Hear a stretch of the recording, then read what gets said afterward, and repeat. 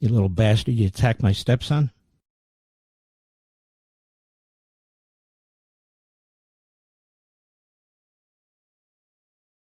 I don't think I smell like vagina. The Almighty says, don't change the subject, just answer the fucking question. Oh, fart nigger. Oh no! Oh jeez! Hold a sausage. Hold a sausage. Do you personally dislike homosexuals? Of course, they're disgusting. You can act like a man! What's the matter with you? Is very obviously gay. I look at him and I'm like, well, you're gay. And there will be gorilla shit all over down there. I hope you die. Oh, buddy! What? God-awful bunch of malcontents. I hope you all kill each other.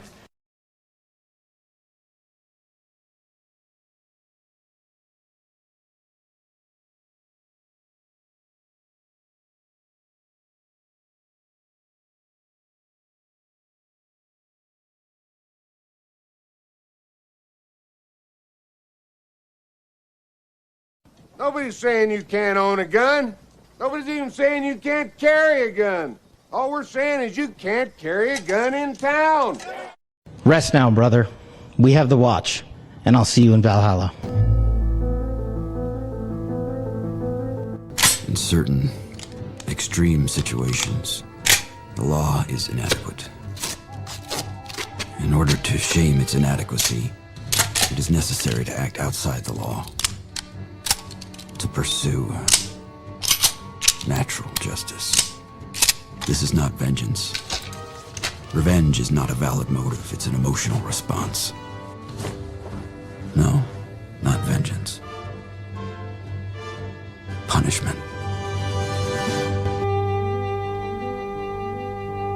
Tonight we have a chance to say, yeah, you're right. We're too extreme. We're too wild. We're too out of control. We're too full of our own shit. Or we have a chance to say, hey, fuck you, you're wrong. Fuck you, we're right. Because you have all made it to the dance. Because believe me, this is the dance. Start the show.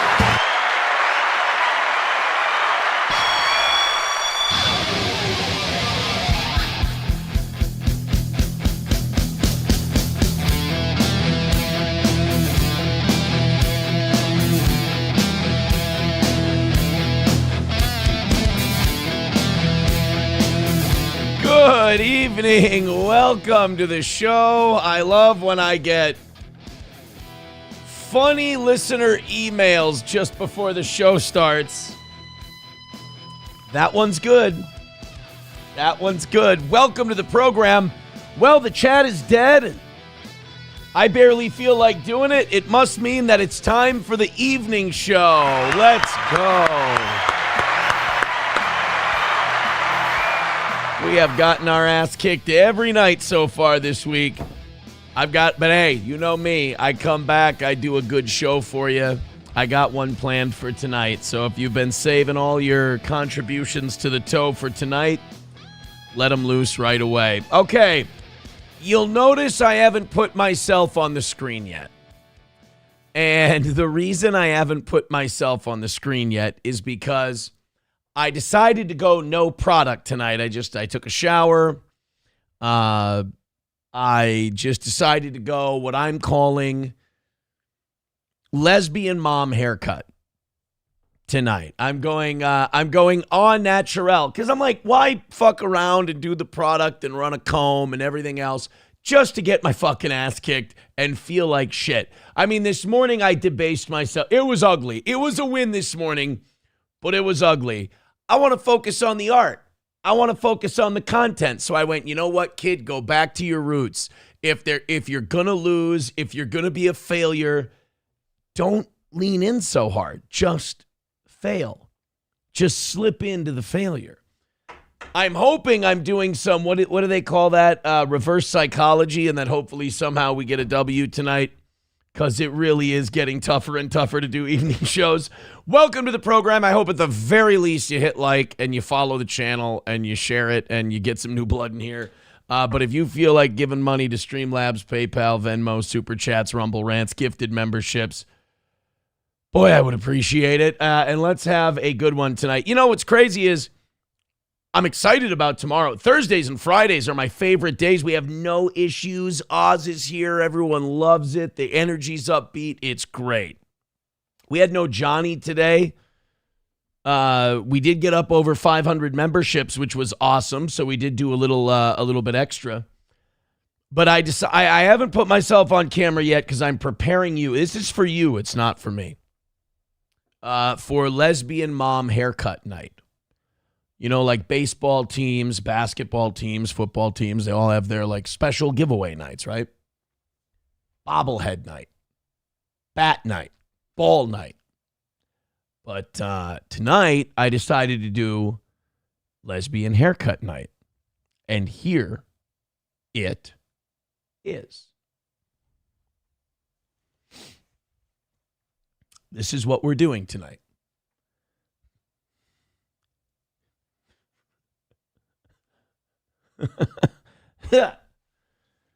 Sig. No. This is what we're going with tonight. Oh, wait, no, wrong way. Oh, which way does it go? Who fucking cares? So, yeah, if we're going to have an 0 for 3 failure of a week on the evening shows this week, we're doing it this way. We're doing it this way. We're going to have the hair match the mood for tonight. I'm just reading the responses. It's either the word dyke or Adolf, which says a lot about your guys' mindset. Brett says, do you actually walk around like that? No, I either, when I go out, I either go out with my hair done or I go out with a hat on.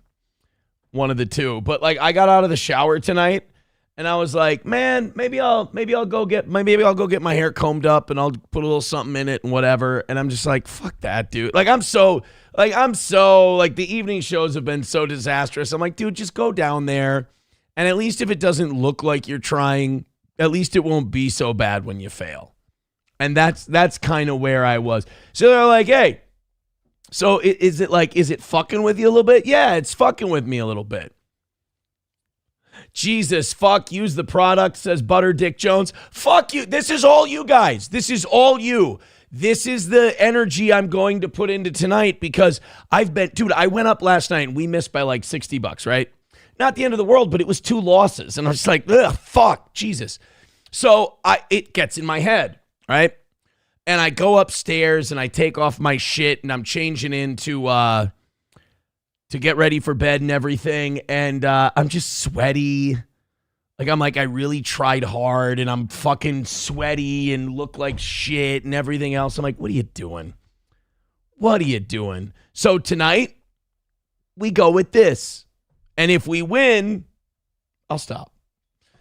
James Morris says, about the haircut, where is your lesbian wife telling you, drive, baby, drive? I should be holding hands with another woman as we drive off a cliff into the sunset. Butter Dick Jones says, I'm going to go dump loads in my wife. Peace. I love that my lesbian haircut can inspire men to be heterosexual. That's a win. No Pen 15 Fathead with $2. Thanks for starting us off tonight. A few 3 or 4 zeros behind that, and I'll be happy. Says the kiss pockets are on fleek. I look great. I'm very happy with how I'm looking tonight. I'm just kidding. I just don't give a shit. All right, let's get started with tonight's show. When you guys got something, I'll come back for you. Until then, let's get through the Wednesday evening show. All right. If I have a reason to be more positive, I will be. I'm a little burnt out on the evening shows. Streamlabs, PayPal, Venmo, Super Chats, Rumble Rants. Hit like, hit subscribe, hit follow. I do have a new rally song for you.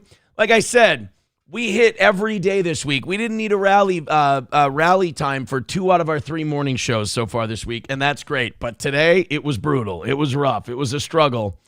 And I said, I'm going to look for new rally songs. And I found one.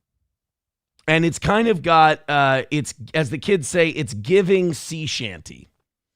And I think you guys are going to like it. And I think it's going to inspire you. And if it doesn't, at least I'll laugh while I fail. Behold, ladies and gentlemen, our brand new rally song.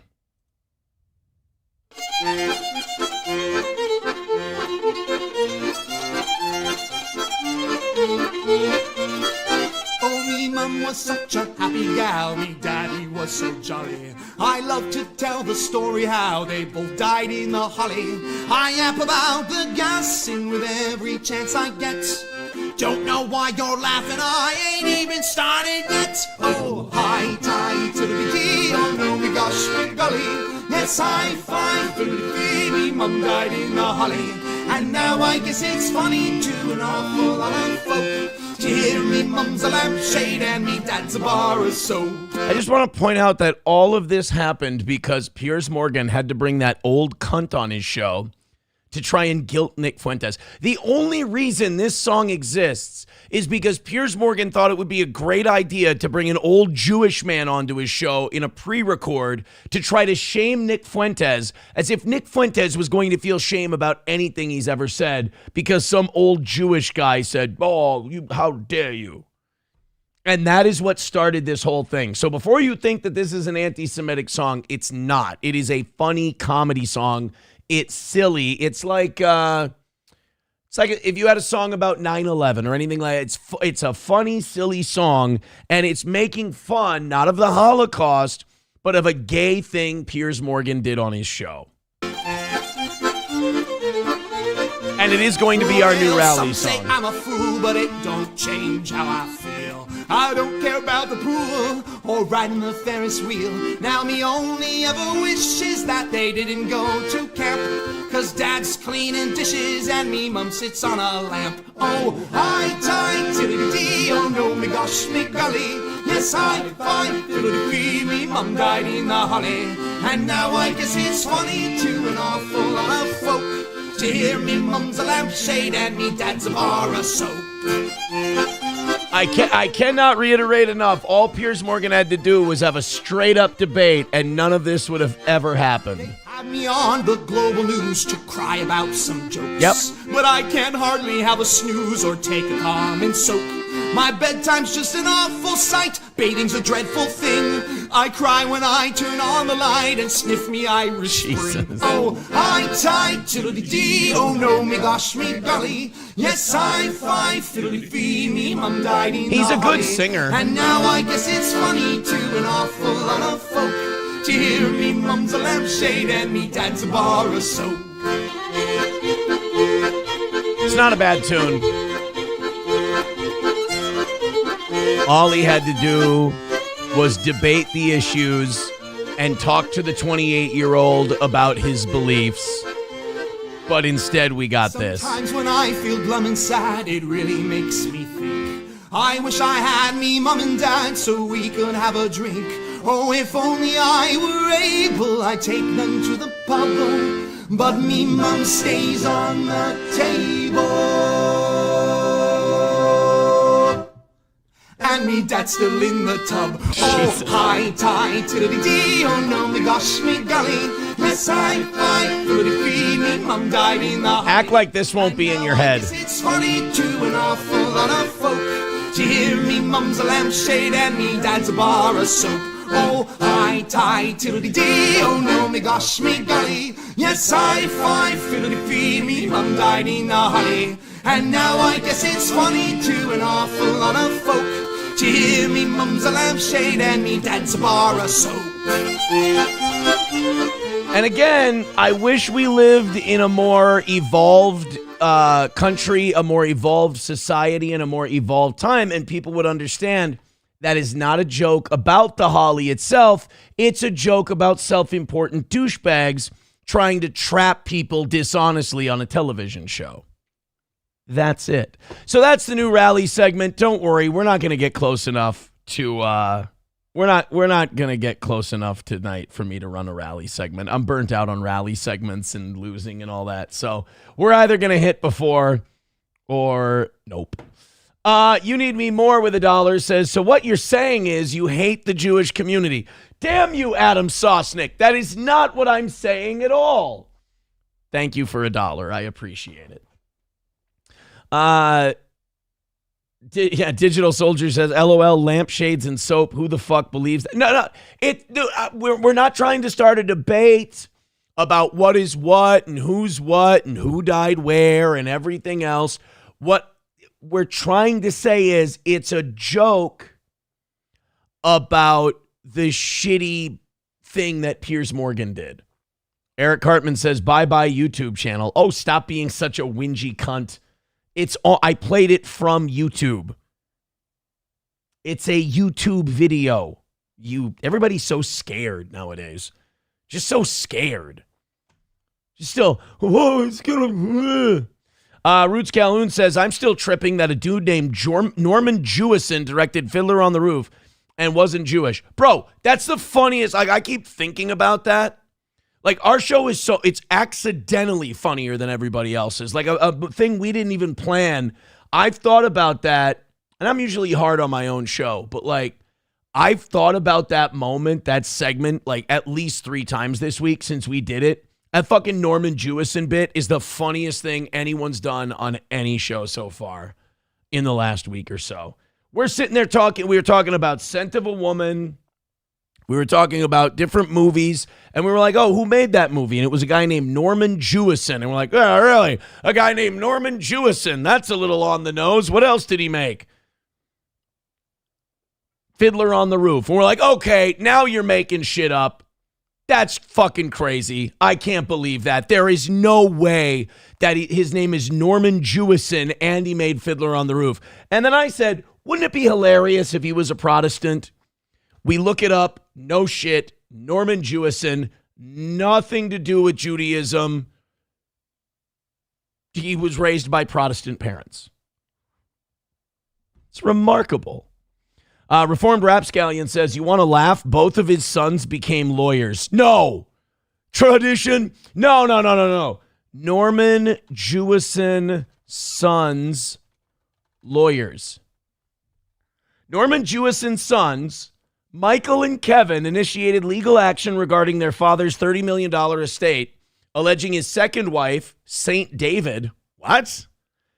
St. David Jewison, used undue influence to alter his will and cut them out. The sons alleging they were blocked from contact with their father, engaged in legal disputes that eventually led to a settlement out of court. So, Norman Jewison, who is not a Jew, had 2 kids who were also not Jews, sue over money they felt they were entitled to and didn't get. You've got to be... This doesn't make any sense.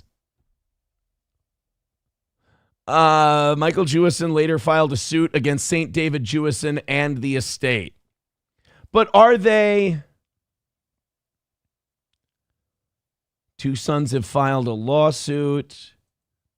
Who are the grandchildren? Okay. Were Norman Jewison's sons lawyers?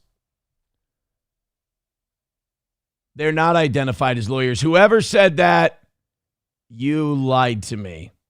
You lied to me. They weren't lawyers at all. They weren't lawyers at all. All right, let's get going. There's nothing in here for me. Hit like, hit subscribe, and hit follow. Let's see if we can pull off a miracle tonight. Hey, I got an update on a really racist lady from Minnesota that everybody gave $1 million to. Remember Shiloh Hendricks? She was the lady who, you know what? Can we let's go back and find Shiloh Hendricks and just refresh everybody's memory. She's the woman who was at the park one day and somebody's little kid was, here we go, was going through her purse or was going through her diaper bag or whatever it was. And apparently she called the kid the N-word. And then some guy who I don't think was the kid's parent confronted her on it and she did not back down. So then the guy tried to get her fired from her job, do this whole cancellation, this cancel culture thing. Turns out that guy had kind of a sordid past. Shiloh Hendricks raised money as she started a GoFundMe. And I think she made like $750,000, maybe more on the whole thing. It was kind of like, white people kind of deciding to pick that spot to put their flag in the ground and like, we're tired of apologizing, piss on it. We're going to get her back. I don't think if she looked like Wayne Knight, I don't think she would have gotten as much support. But you might remember her. This is the clip. Did you call him a nigger, the child? The fuck you talking Did you call the child the nigger word? Did you call him I love that it's you either say the N-word or you just say the word. You don't call it the word. It's either the N-word or That's kind of weird. Did you say the fuck word? I need to know if you said the fuck word. We don't say the fuck word. Did you say the faggot word? We don't say the faggot word at this park. It is my own business. You call him a nigger? Okay, why don't you have... Was she doing like a sand monkey Arab thing there with the... Or was she just teasing him? You call him a nigger? Okay, why don't you have the boss to say it right now again? Fuck you, nigger. She knew she was being recorded and everything. Okay. Nigger. Whoa. All right, that's what you say. Fucking Chad Zumach over here. Nobody dig into your shit. So that was, okay, there's more left, but we remember her. We remember Shiloh Hendricks, the future Mrs. Zumach. Well, she had court today. She's obviously going through legal ramifications for that very fateful day. She had one count of disorderly conduct dropped at today's court hearing. In the hearing, her attorney conceded that the incident happened and that Hendricks used a slur toward a black child. However, he argued that speech is protected under the First Amendment. He also contended that the speech does not meet the legal definition of fighting words meant to incite immediate violence. Instead, he described Hendricks' words as reactionary. I mean, the guy did tell her to say it. A kid, the color of his skin was black, stole something from her. Brian Carolus, her lawyer said. He argued that the act of filming her in the aftermath was more provocative than her own actions, comparing it to people filming immigration officials with the intent to provoke. Now, I mean, he's not being lawyery there. He's not trying to do any tricks. He's right. I mean, that guy turned on the camera, held it up to her, and was being very confrontational, and then dared her to say it again. So you can't say that you're any kind of victim. Someone filming someone with their camera is closer to disorderly conduct versus the use of off-color speech, he said. So she had one count of disorderly conduct dropped. I don't remember what all the charges against her were. Charges against Shiloh Hendricks. 1 of 3. Okay, so she's got 3 disorderly conduct charges, and they dropped 1 of them. Her defense attorney argued the language, blah, blah, blah. We just read that part. During Wednesday's omnibus hearing, Corrales referenced the First Amendment case, Village of Skokie versus National Socialist Party of America. Is that when the Klan marched through Skokie? I think, it was a neo-Nazi group marched through Skokie, Alabama. The Nazis did. The case was a landmark decision of the Supreme Court of the United States dealing with freedom of speech and freedom of assembly. The 1977 dispute was around a planned demonstration by a neo-Nazi group. Skokie officials tried to prevent the demonstration because it was home to thousands of Holocaust survivors at the time. Oh, high five, fiddly fee, me mum. If she used different language that was equally offensive but not a racial slur, they wouldn't be prosecuting her, her attorney said. What do you think? Like, do you take this to trial? I know they're misdemeanor counts. Like, here, let's see. Punishment for disorderly conduct in Minnesota. Let's say she got one. Misdemeanor, up to 90 days, a $1,000 fine or both. I bet you she wouldn't even get probation. They'd fine her and she'd be out the door. What they're going to do is they're going to offer her plead guilty to 1 count of disorderly conduct, pay a fine, and be on your way. Because they don't want to go to trial with this. They don't want to run the risk of losing. Could you imagine losing this case? You're the person who lost the N-word case. You have to remember, prosecutors are chicken shit, corrupt, vile, political animals, a lot of them. And what they want to do is they want to keep the stats on the back of that rookie card nice and clean so that when the defense jobs come that pay the good money, or if they want to run for office or they want to move up the ladder or anything, they've got good stats. You know, it doesn't matter if you're actually good at your job. It doesn't matter if you do the right thing. It doesn't matter if you catch the right bad guys. It matters what your stats are. Well, was the person innocent or guilty? It doesn't matter. I just need a W. Kind of like me with the evening show goals. So with this case, they don't want to go to trial with the N-word lady because they already saw what happened with the give, send, go and how much money she made off of that. There's support out there for her. And it only takes one. And you don't want to, and also, you don't want to take a misdemeanor case to trial. I mean, what a giant waste of time. So they've dropped one. There's two still standing. They'll offer her a deal on the one just to put this thing to bed. I wonder if she'll say yes. She's got a boatload of money from that give, send, go. Who's to say she wouldn't decide I'm going to fight this thing and see if I can't get all the charges vacated? Let's take a look. Did we ever see what the total was on that? They raised $837,000. Oh, it's still open? Take a look. December 27th, 2025 is the last. The last give was 2 hours ago. Someone gave her $30.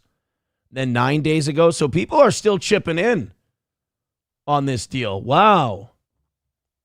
I don't know. I personally take the one misdemeanor. Take your small fine. Take that as a win. And then never fucking talk to Gino Bisconti because that'll fuck you over. That's all she's got to do. Take a gift of a misdemeanor plea, pay a small fine, and never talk to Gino. That's all you've got to do, Shiloh, and you're home free, I promise. Oh, man. Well, shit, she got one of them dropped, right? Fuck you, dude, with $5 says, Sav, what the fuck is going on with your hair? This is me. This is like my formal protest of the evening shows just failing miserably. I'm just like, look, I'm not going to do the hair and everything else. We're just going to do a show tonight. See, I don't even have a rally in me tonight. So let's either hit doing a show or let's just fuck off and take our L and we'll have a failed week. I'm excited for my show with Oz tomorrow. Thank you for the $5. I appreciate that. 155 is the number tonight. Hit it, please. That would be great. Would love it. Awesome. If not, fuck me. Why change? So Shiloh's got one less charge to worry about. And it'll be interesting to see. Again, with two charges left to avoid going to trial, they'll offer her something nice on the one. And that's probably how this is going to end. Now, don't get me wrong. I'm all for her deciding that she wants to take this thing all away. I think it would be entertaining as all hell. For sure. For sure. All right, let's go back into speaking of courts, we're not done with courtrooms today. I'm done with courtrooms for a while, but we're not done with courtrooms today. The Afroman thing. Kind of a small tragedy in the Afroman case. Remember last week we were all thrilled for Afroman. He's sitting there, he's winning his court case. He beat the police. Lemon pound cake. Everybody's singing that fucking song for a week. Well, he didn't get away clean, because we were all thinking like there's a black guy dressed in a loud red, white, and blue suit. And he's being sued by the police because he's making fun of them with songs. And he won. The jury came back and gave him the W. There's no way he's just getting away like that. Now, I also think that the cops should have to pay his legal fees. Well, it came out this week that the judge is making Afroman pay for half of the lawsuit. Now, I don't think he's paying half of there's a difference between, and this is important, there's a difference between legal fees and court fees. With every trial, with every hearing, with whatever, there are court costs. That means administrative costs for the court coming in, people working, giving their hours, whatever. And a lot of times when you get a speeding ticket, they'll give you a fine for the ticket and they'll ask you to pay court and administrative fees as well. In this case, I don't think Afroman was made to pay half of the legal fees. The legal fees would be the attorney's fees of the other side. I think he was charged with paying half the court fees, which, unfortunately, if you're the defendant, even if you win, they might still, the judge might decide it's fair that you both pay. And in this case, like, you got to remember, Afroman won his case thanks to the jury's verdict. But now you go back to this county and you've got the judge. He might have good relations with the police. This is where if there's any like small town hinky shit going on, this is where they can pull it. The judge made Afroman pay for half of the lawsuit, even though he won. This is according to libertarian Spike Cohen. I think he was a vice presidential candidate one year. Even though they raided his house and caused tens of thousands of dollars in damage, even after they sued him for exercising his freedom of speech, even though when someone loses, they typically have to pay their legal fees and the other party's legal fees. But then this is what we've come to expect. Consequences for us, but none for them. Now, wait a minute. The court instructed and charged the juries. The alternate jurors were excused.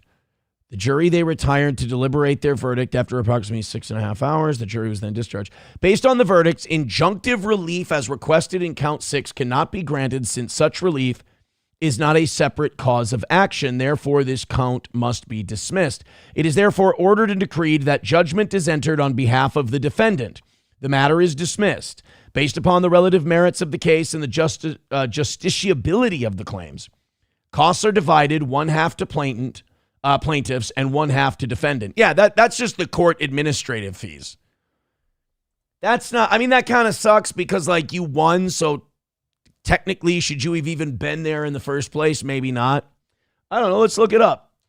What are court costs for a 3-day civil trial? Very widely, filing fees plus thousands in expenses for witnesses, transcripts, and evidence, often exceeding $1,000 to $2,000 per day in additional litigation expenses. So let's say $1,500 per day. I think it was a 3-day trial.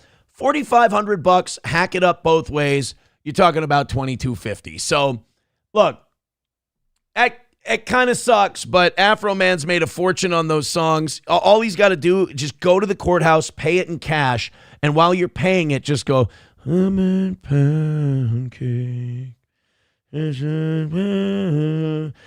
I'm sorry, what was that? Was that 1,800 or 1,900? Put down his gun and pick up a slice. There you go. Are we good? $2,250. You know what? Keep the change. I mean, the song more than paid for it, right? Why not? Thank you very much to Dan Vicious.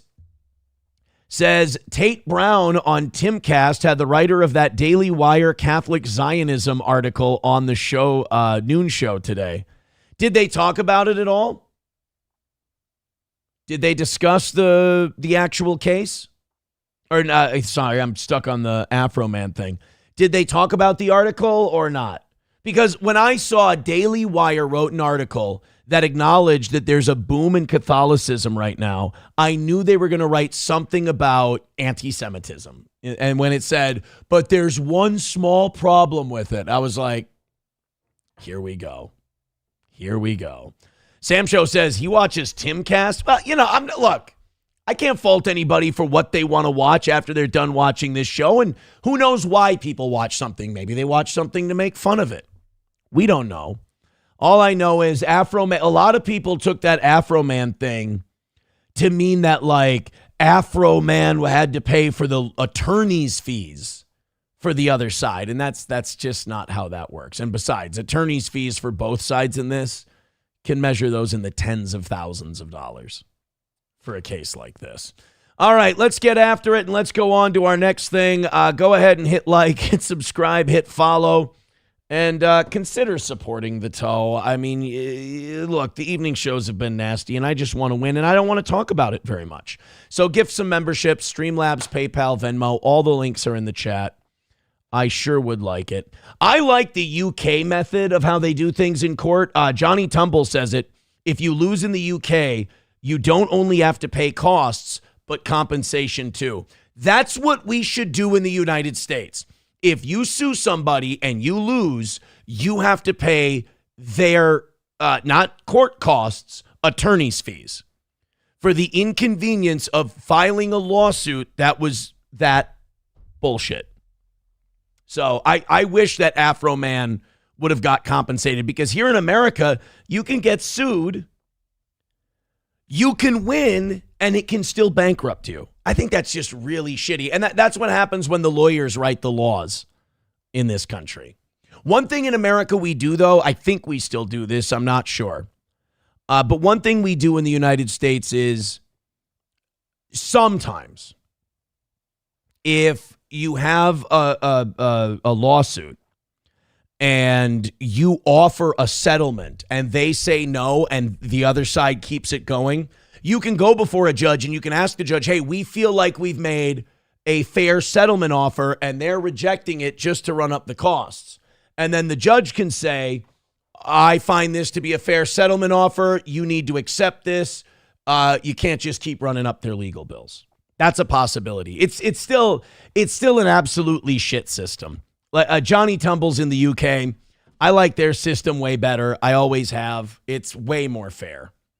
That's how it is. Court costs and fees and compensation. Yeah, that would be good. All right, guys, hit like, hit subscribe, hit follow. I'll be back to check on you in a little bit. I am, look, man, I'm really liking, there's a lot of people I'm liking over this Iran thing. Obviously not Lindsey Graham. Hold a sausage. Don't hold a sausage, Lindsey. Hold a sausage. No, don't hold a sausage. Just, we'd like you to put this war on hold if you could. Hold a sausage. That's not an answer to the problems that face this country. Hold a sausage. No, you're insatiable. You and your ladybugs. But a lot of the people lately, whether it's the Epstein stuff or the Iran stuff, there's been a lot of likable figures to come out of it, Democrat and Republican. Ro Khanna, Thomas Massey. I think a lot of people used to see former Congresswoman Marjorie Taylor Greene as a Looney Tune, and I did. But like now, Marjorie Taylor Greene was looking like a hero during the Epstein stuff, and then she just got so bullied and so pushed around by Trump and his people that she's like, I'm out. I don't need this shit. And she probably got some really good job with a lobbying firm and makes way more money. Well, another person who's really made a name for themselves during the Iran war stuff is Nancy Mace. I like Nancy Mace. First of all, she's easy on the eyes. She's an attractive lady. And second of all, she's got balls. And a lot of these female lawmakers seem to be the one holding a lot of the balls when it comes to this Iran stuff. You got Nancy Mace. I know you guys don't want to hear this, but AOC. It's there's some good ones out there when it comes to Iran. And Nancy Mace, she's ready to dig in for the long haul. So I'll be voting against the funding if we're putting troops on the ground. I'm not going to fund that. Okay. Yeah, no U.S. troops. Do you think that the ongoing war makes us more vulnerable to an infrastructure attack? Are you concerned of that as well? Yes. I'm just concerned about a lot of things. I mean, Hezbollah's here. I mean, the enemy isn't flying in on planes from Tehran. They're already here. Right. And if you don't bomb Iran, they don't attack you back. But if you bomb Iran for no reason and you start a war, those cells may be activated. That's the weirdest thing. Like, to see Netanyahu stand in rubble in Israel and go, look what they're doing to us. It's like, this is what you've been doing to Gaza for over 2 years, technically over 60 years. And you started this war and you're mad that they're hitting you back. Like, it's such bitch behavior. And then Trump comes out, and what are we supposed to believe? He and Hegseth have been lying their ass off this entire time. We hear, oh, we're killing them. Oh, we've destroyed their military. But they've shut down the Straits of Hormuz, and those meanie heads won't let us back in, and they won't open it up. Well, I thought they were destroyed. Pete Hegseth keeps using the word decimated. I'm not sure he knows what it means. But Pete Hegseth keeps saying decimated, but yet we can't open up the Straits of Hormuz. Donald Trump says we've completely wiped them out, yet he's desperately trying to look for an out on this thing because people are turning on him and his approval ratings in the 30s. And then, it's so over and we're kicking these guys' ass. And why are the rockets still being launched? Why are the drones still going off? Why are they holding so many cards if they've been completely decimated? Could it be that you're lying your ass off? And if they're so decimated, why are you now asking, I don't know if you saw this, Why are you asking for $200 billion? That's right. This war that was going to be over quick, that we were going to win and we were going to crush them and everything else. $200 billion requested by the Pentagon, which would bring our budget for the year up over $1 trillion in defense. $200 billion. This war is costing $2 billion a day. Does that mean Donald Trump thinks this is going to last 100 days? What happened to it won't even be months? Now we're talking a third of a year, a quarter of a year. I mean, it seems like some months, Don. So good for people like Nancy Mace for calling that out. Then she tweeted later today after she left a meeting, just walked out of an armed services briefing on Iran. Let me repeat, I will not support troops on the ground in Iran, even more so after this briefing. So even though their military is destroyed, even though we've killed their leader, and even though they're quote unquote decimated, apparently at these armed services briefings, they're still telling these people that they're thinking about ground troops. Trump has called up 3,000 troops, mobilized them to send them to the Middle East. I mean, I hope we've got a lot of people like Nancy Mace who will vote no for the money, who will just cut this thing off. The problem is you have a lot of those neocon shitbags. This is the stuff they pulled in the Bush administration and to an extent during the Obama administration. And that is they'll go, well, if you don't vote for this package, it doesn't matter how you feel about the war. What about the troops? Do you not support the troops? And that support the troops bullshit is the thing that kept us in Iraq way longer than we should have been. If Congress just cold cuts off the funding, it's a lot easier to stop this thing. So hopefully like people like Nancy Mace, Thomas Massie, Ro Khanna, hopefully all these people, you know, as the kids say, stand 10 toes down, vote no against this funding, and we can put a stop to it that way. The only thing is, I believe by the War Powers Act, Trump has 90 days. So a lot of shit can go wrong in 90 days. Mr. Stellar with 50 dicks. I don't know. I'm going to go. He's giving me 50 dicks. I mean, what do you want me to? Thank you. I appreciate all of the dicks. He says your hair draws the attention away from your chin. Really? Because like I notice my chin more with this hair. I know I personally I notice the chin more with the hair like this. Ozone says it's a comb over that starts from the middle of his head. It really is. I mean, it's dreadful. But like I said, I'm just trying to, this is all cope. I'm just trying to cope with the fact that this has been the worst week of evening shows we've had in a long time monetarily.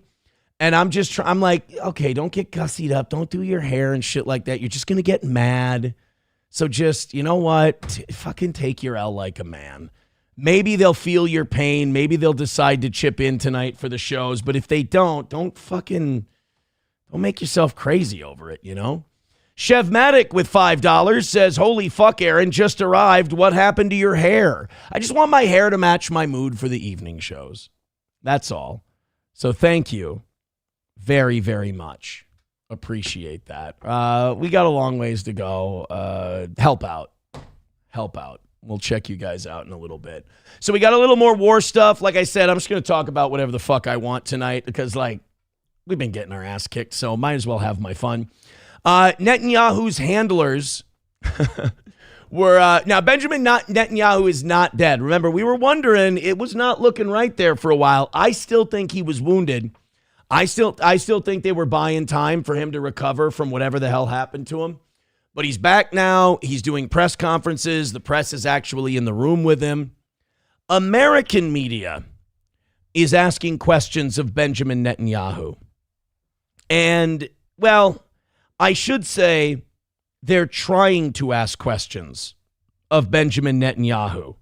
But much like Dr. Lanning in iRobot, you have to make sure you're asking Prime Minister Netanyahu the right questions.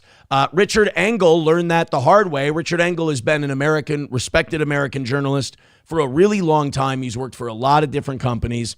He decided to ask Benjamin Netanyahu if Israel dragged America into this war. We're about to learn that that is not something Netanyahu and the Israelis want to talk about. Next question from Richard Engel from NBC News. Good to see you again.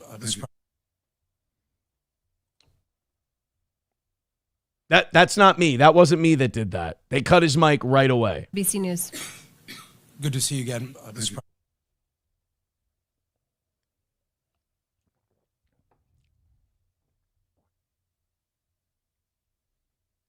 They were airing this live. Don't adjust your volume. Don't do anything like that. They were airing this live and they cut the entire feed. They have a little bit of a delay. They cut their entire feed because of the question Richard Engel is asking. I have a question for you guys. Everything we do, every war we fight for another country, whether it's this one or Ukraine, we always say we're fighting on the side of democracy. You know, it's really interesting. We always say that we're fighting on the side of democracy. We're fighting with the good guys because they're a democracy.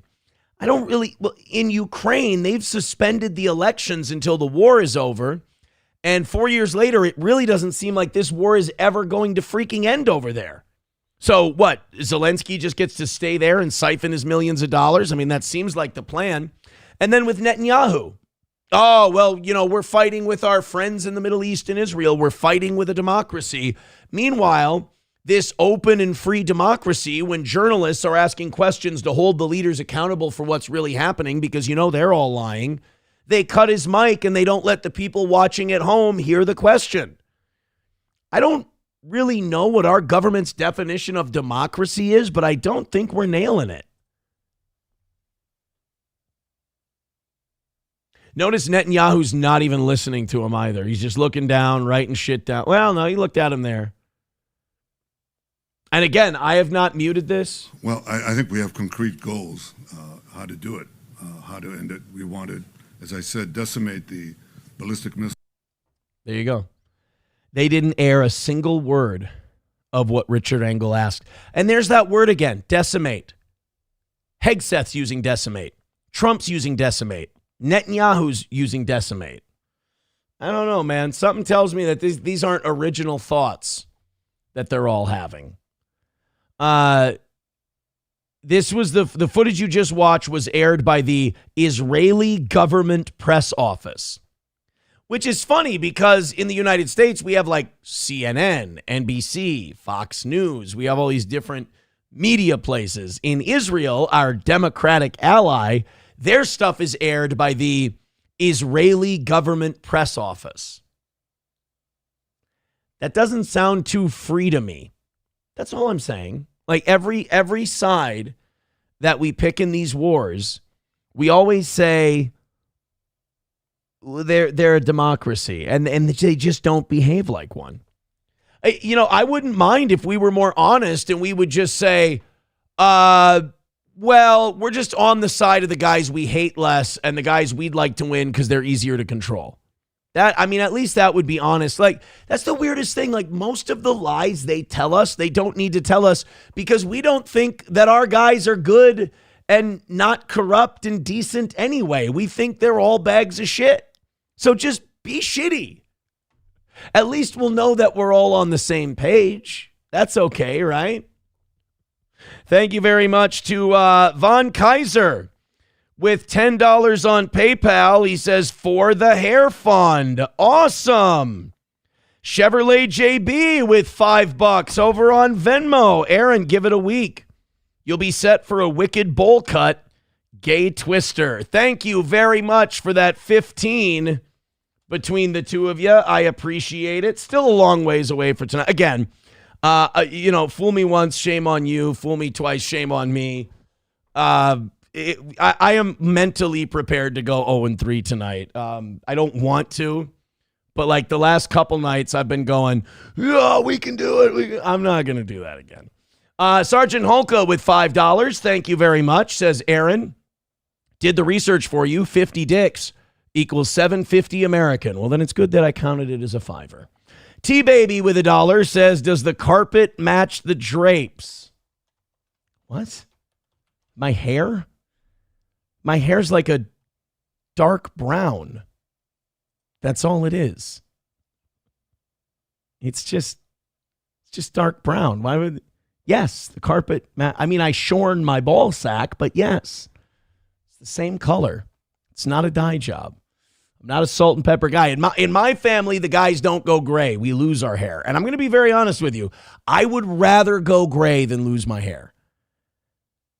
You know, and the only thing I'm happy about is that it's not going in clumps and patches. It's got one pattern, and it's just moving that way consistently. You know? I guess that's the only, like, look at this, like, flap. Look at this center flap that I just have now. Can we work the center flap? Let's work the center flap to the middle. Look at this thing. Look at that center flap. And this is a freshly showered, freshly shampooed center flap. Look at that guy. Look at him. Isn't that fucked up? That is the deepest widow's peak you've ever seen in your life, boy. Look at that. I look like I'm wearing like a helm. You know, like I look like you could put a crossbar across this down the middle, and I look like I'm wearing a medieval crusader helmet. Deus Vult! We can do whatever we want with this thing. We can put it back like that. Oh, it just comes right back down. This is what happens when we go 0-2 on the evening shows. Night 3 just kind of becomes whatever I want. It becomes my playground. Let's twist it around my finger. Let's see if we can create like a curly Q situation. Ready? Ready? Hey, we fucked it up. Let's see what happens when we just spread. Let's do a spread. Let's spread it out. Look at that. We can do that too. Boy, that's thin, right? That's some thin shit. I can't do this backwards. I have a hard time doing it through my reflection. Take a look. Let's fuck around with my hair a little bit tonight. Yeah. What the fuck am I doing, like playing news stories and doing commentary? Just fucking play with your hair and lose, you dipshit. Look at that. That is frightening. That should keep you guys up at night. So let's part it. Let's part it. Let's do a part there and a part there. There we go. Now we look like Adolf Hitler, huh? Now we're looking like A to the H. I can't fix that gap. I'm too bald. Freak becoming a member for 46 months. Thank you very much. He says, me mum's a lampshade and me dad's a bar of soap. I got my $7,000. Moose Nut says, I love when he swoops. I'm swooping like crazy tonight, man. I'm swooping like crazy. Some Soaper says, actually, I say I look like a well-preserved 47. That's about the best I can do. People, I did see some comments in the chat. They said, you look younger with this hair. I don't know, but I've been told that I look younger with the glasses. I've been told I look younger without the glasses. Like if we go sans glasses, if I let my eyes adjust for a second, I could probably do a show without the glasses. Let me just read the money thing right there. Does the carpet match the drapes? I got to squint a little, but I can catch that. How about the little print in the chat here? Blind Jew, gay fag. I can read those two things. So I'm kind of on a roll. Root says you look like you go to the Anti-Cruelty Society and eat fast food in front of the animals. So I don't know. I don't know if I look younger doing this. I don't know if I look older. I can't even really see myself very well. Ah, shit. I'm going to have fun tonight, man. I'm having a blast. Honky with $5. Honky, we were just talking about you, weren't we? No, we were talking about Helgi. Nobody was talking about you, Honky. Go back to bed. I apologize. I got you all worked up for nothing there. That's on me. Honky says, Tottenham soccer team, the most Jewish support in the UK, has a new manager. Uh-oh. $1 from Sergeant Hulka. He says, Aaron, you have Eddie Munster hair tonight. Prove me wrong. No, because I can't. That's a win for you, I think. $10 from Rabbi Smoothie says, Lahu Zahur. Thank you. $2 from Dan Vicious.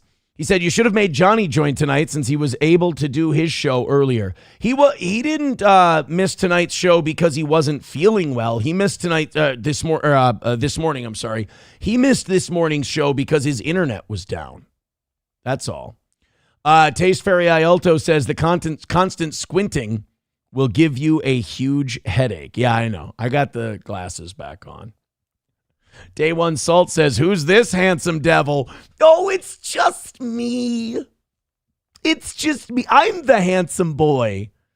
Thank you so much. You guys are being very generous. I appreciate it. Keep it up. You know, a red boy sends us home for the first time this week. Just letting you know. Tottenham Hotspur. No fucking way. This is the name of their coach. So Tottenham Hotspur is going to hire an Austrian coach. Apparently, they have the largest Jewish following of any English soccer team. And they are hiring an Austrian coach, and I am not shitting you. That Austrian's coach name is Adolf Hutter. If your last name starts with an H in Austria, Adolf is off the table. I mean, unless you got to wonder. I know they won't do polling on this because it's actually illegal in a lot of European countries. But it would be interesting to see what Adolf Hitler's approval rating is in some European countries. Like I imagine in Hungary, it might be high.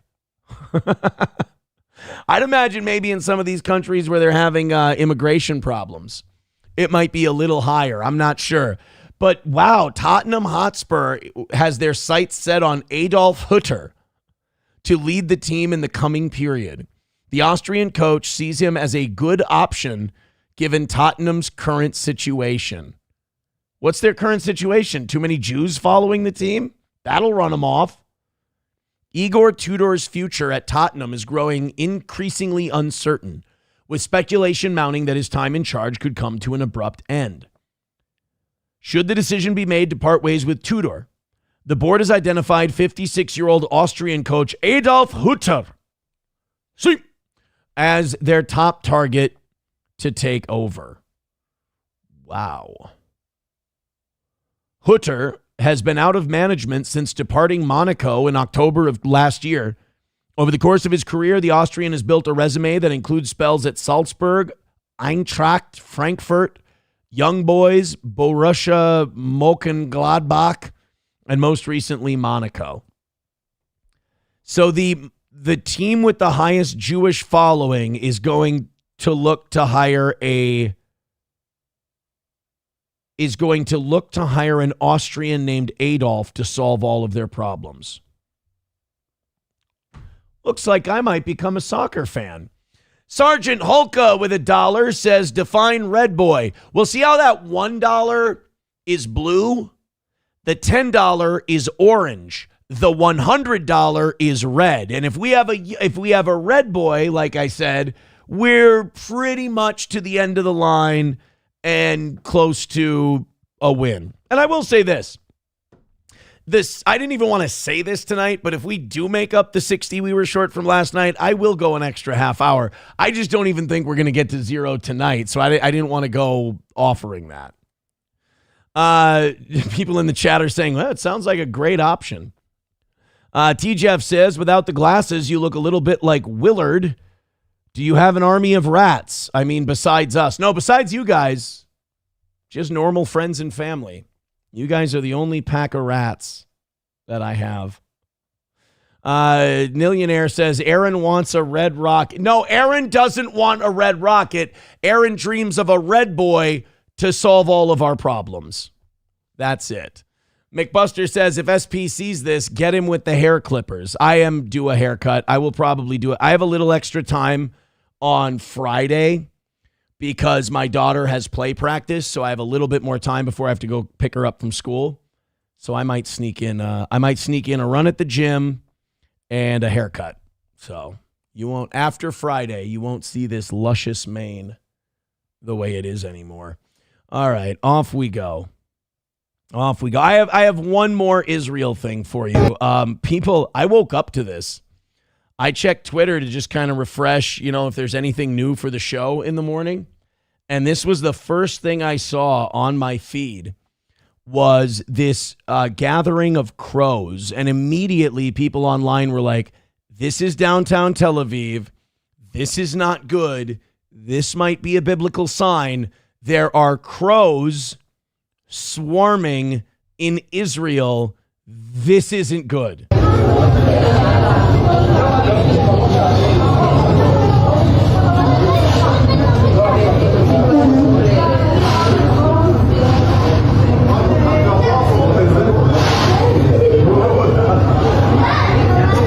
I mean, that's kind of the perfect time for Iran to launch those cheap drone attacks that they do. They're really effective. They cost like 20 grand a piece. They launch them from Lebanon, where Hezbollah is, and the Israelis can't intercept them. It's too low tech. So when you got all those birds flying around, that's when you should be launching all of those drones. $1 from Honky says, without the glasses and the hair, you look like Trevor Moore if he were really eager to jump off a balcony. Well, let's see what happens when I miss tonight. We'll see how close I get to the balcony. I'm kidding. We're fine. I would not have this much of a sense of humor. Aaron, those are locusts? That's not what it said. That says footage here. Footage showing thousands of crows flying across the Tel Aviv skyline is going viral. This is considered many to be a harbinger of doom, as it is often followed by total catastrophe, an extremely rare sight that no country ever wants to see. You know, Israel will throw you in jail for taking any footage and releasing any footage of any of the bombings or anything like that. So oddly enough, you really do have to, you got to be careful with the, so hold on, I'm distracted, with releasing footage out of there. Hold on, I got to find Anna Paulina Luna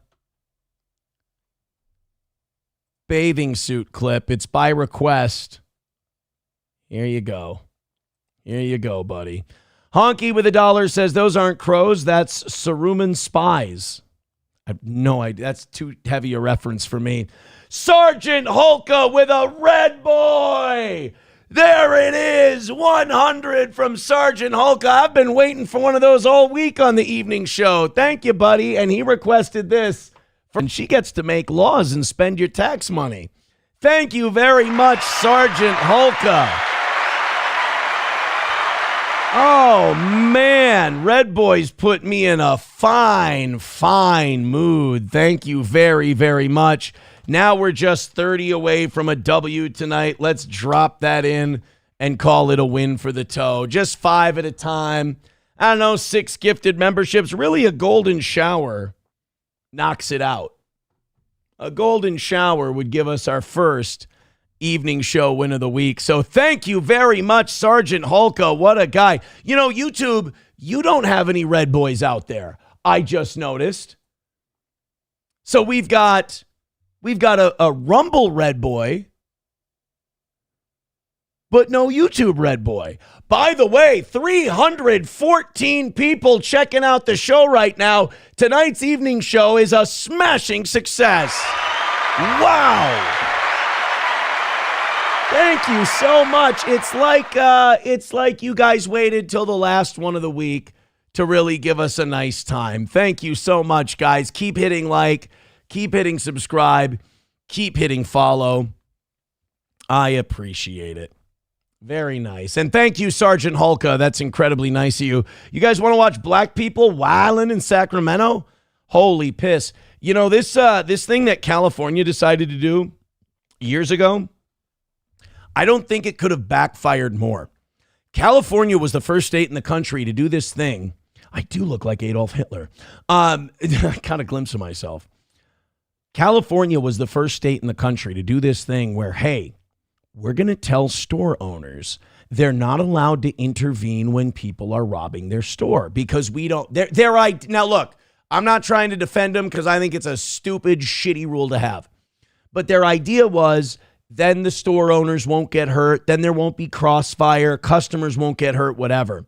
Well, the unintended consequence that it's had is that stores, particularly Walgreens is a big one, have just been getting ransacked by looters and by thieves because They know there's no consequences. Like even security can't touch them. Nobody can put their hands on them. People have been sued for stopping robbers in their store in California. It's rare, but it happens. So this has resulted in stores shutting down, people not being able to get their buildings insured, small convenience stores having to go out of business, because if there's no consequence for the person doing it, what's to stop shitty people from doing that? I mean, and again, I want to be as fair as I can to California.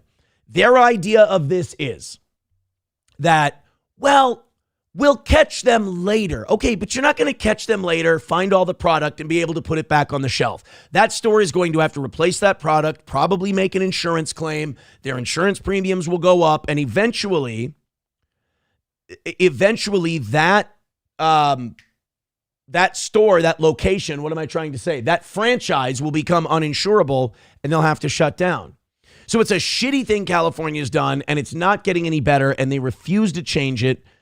This is a story they did in Sacramento on Fox 40, saying that it's still a problem, it's still an issue, and there's videos coming out every day of people having to just sit by and watch as stores just get ransacked. And you know, the sad part of this is, you wish you could be the person in charge for like a week in California, and you could change a couple of rules, because you would go, I encourage convenience store owners to shoot to kill anybody robbing their store. It's a violent act. It creates victims and it hurts the community. You know what doesn't hurt the community? Bad guys getting shot to the point where they're going, you know what? I don't think I'm going to fuck around in this state because I don't know which one of these cashiers, I don't know which Alibaba Hassan is going to be holding a fucking 12 gauge and blowing a hole right through my chest if I decide to steal some beef jerky. Like Texas is a state where it's well known you do not fuck around. Florida, you do not fuck around. Now, sometimes with those guys, the meth mixed with the sun, you know, they're not really in charge of their actions, in control. But like California, there is no fear. And when the bad guys aren't afraid, they run amok. This is from Fox 40 in Sacramento. Second, things can turn from peace and quiet to sheer chaos and destruction. It's literally black kids doing a conga line destroying a store. This is what the inside of Power Inn Chevron along Folsom Boulevard looked like Thursday night. Now, do you know how much these guys would scatter like ants in a kicked over anthill if you shot one of them? And I know you're saying, Aaron, that might be a little extreme. Okay, you know who doesn't get shot? People who don't rob stores. And again, the travesty of this for the state of California, it would only take a handful of really well-publicized incidents of this happening for you to see that crime start to go down. Not everyone behaves themselves because it's the right thing to do. Some people behave themselves because they're afraid of the consequences. Now, you're always going to have crazy people who don't give a shit no matter what. The other problem is, in a lot of these communities, even if a store owner who is trying to do good for the community does shoot one of these kids who's being violent and wrecking his store and doing all this stuff, the fucking community, a lot of them would have candlelight vigils for these pieces of shit and say, oh, he was a good boy and he was just starting to turn his life around. And it would all be for shit. They feel that they can just walk in any store and pick up things and throw things and do whatever they can do and run away. Store manager Slishan showing Fox 40 this security footage from the teen takeover. It starts with some apparent students heading into the store, but things rapidly escalate. It was just one employee out here, and they all do their hard work and try to also survive while working here. Dozens of young people taking claim. This is... You have to have some kind of mechanism to be able to stop this. Mostly because it's better for the community, safer for the store, but it's good for these kids too. It's good for these kids for something bad to happen when they engage in shitty behavior like this. And California doesn't do anybody any favor. You know, the racism of liberal states like California to think, well, we're just going to let black and brown people do this stuff. You know what that is? That's elitist white liberalism going, well, you know, black and brown people don't behave as well as whites do, so we have to hold them to a different standard. No. If you're going to live in a polite society, everybody's going to conform to the same standard. All right? White people, black people, brown people, anybody, we're all capable of behaving. Some of us just need a little bit more of a nudge. Let's give them that nudge. Let's not encourage them. Oh, well, we don't encourage it. I'm sorry, but if you don't let anyone put a stop to this shit, then yes, you're encouraging it. Over the business, Sean tells us the cashier was frightened, not knowing how far the turbulence would go. Turbulence. He tried to remain calm and called 911. Once I remove my short sword from its sheath, it cannot be returned until it has spilt blood. He was trying to react to something. He would have been in a process of getting hit also, because the crowd was trying to throw candies to him. Bags of chips flying through the air, a thunderstorm of candies and Slim Jims. Sean says these disruptive incidents happen all too often. Yeah, that's because California allows it. It's like shitty parents. California's a shitty parent. And you know, I hate when they use the excuse. They'll say things like, oh, really? Well, what are you? What? So the store owner should be willing to kill over a bag of chips? That's the wrong. That's a victim's answer. The right answer is, are you really willing to die for a bag of chips? Don't. Put it down. Or better yet, I'll walk you through the store. Let me show you how people do it. I didn't say white. I'm going to grab these chips. No. We don't throw them over the counter. No. We don't yell and scream and call him a bitch. Watch this. I go up. I go with the chips. He tells me the total. I either give him my card or I grab some cash. I give it to him. And then he gives me my change and I take the chips. See, isn't that nicer? You didn't beat anybody up. You didn't call anybody the N-word.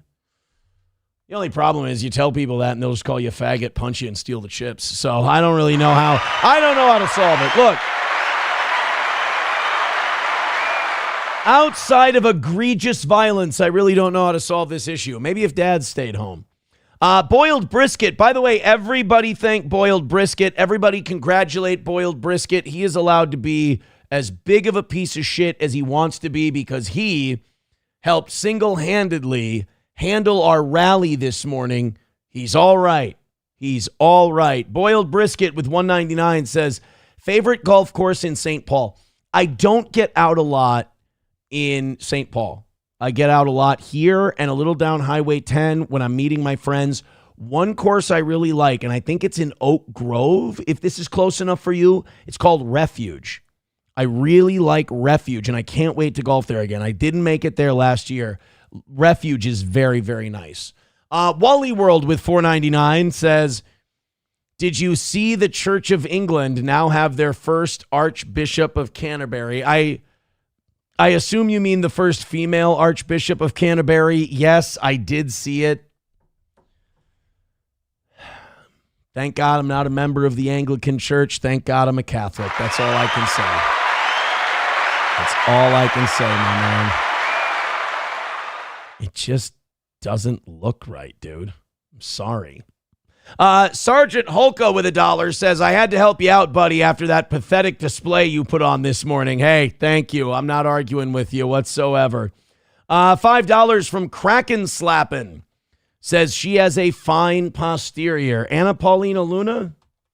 I don't know. I'm a white guy. I don't have an eye for asses, and I'm not really, I'm not an ass man. Boom, boom. Not an ass man. Honky with $1 says store owners and employees should be allowed to shoot looters and pose them like hunters do in Africa with their game. Same principle and species when you think. Thank you, Honky. Appreciate it. That's incredibly nice of you. Dan Vicious with $1 says this is what happens when you remove God from society. You might have a point. Redbird with $1 says these socialists genuinely believe that expecting minorities to live in a civilized society in a crime as they did not consent, and that is far worse than anything they may do as a result. I don't disagree with you. I think the way liberals think about the ability of minorities to behave is really fucked up. It's really gross. And not only that, but George W. Bush had a word for it. It was called the soft bigotry of low expectations. And as dumb as a guy as he was right about that. Fuck you, dude, with $5 says, if you know, he says, if you had a small mustache with that hair, you want me to keep it for Monday night? I could. Oops, should have listened to the OG show, Into the Shorts Maker. and I could maybe get some shorts out of it. What do you say? It's possible. $1 from Sergeant Hulka says, I'm beginning to think I have a reasonable argument for you being gay. You don't like women's asses or BJs. I'm not the biggest blowjob fan in the world. I like sex. And this is a very crass, this is a very, inappropriate topic to get into, I understand. And nobody wants to see a fucking chubby balding guy talk about fucking. So I'm not going to stay on this for long, but you asked. I'm a tit guy. I love tits. I've always loved tits. It's in my bones. It's in my blood. It's anchored inside of me. I don't have time for an ass. Love tits. Love them. And as far as the blowjob thing goes, it's just I get worked up, and I want to go. I guess I don't want to waste one, I want to be like, no, come on. I don't mind it as foreplay. It's fine. It's good. It has its place. Feels nice. I just don't like it as the entree. I like it as an appetizer. Sam Show says, explain April. Yeah, she had no tits. You're right about that. Papa Shab says, Aaron likes giving, not receiving. Now, you're trying to trick me into saying, like, I'm going to assume I mean woman. You're going to assume I mean sucking on a cock, and I'm not going to give you that satisfaction. Thank you.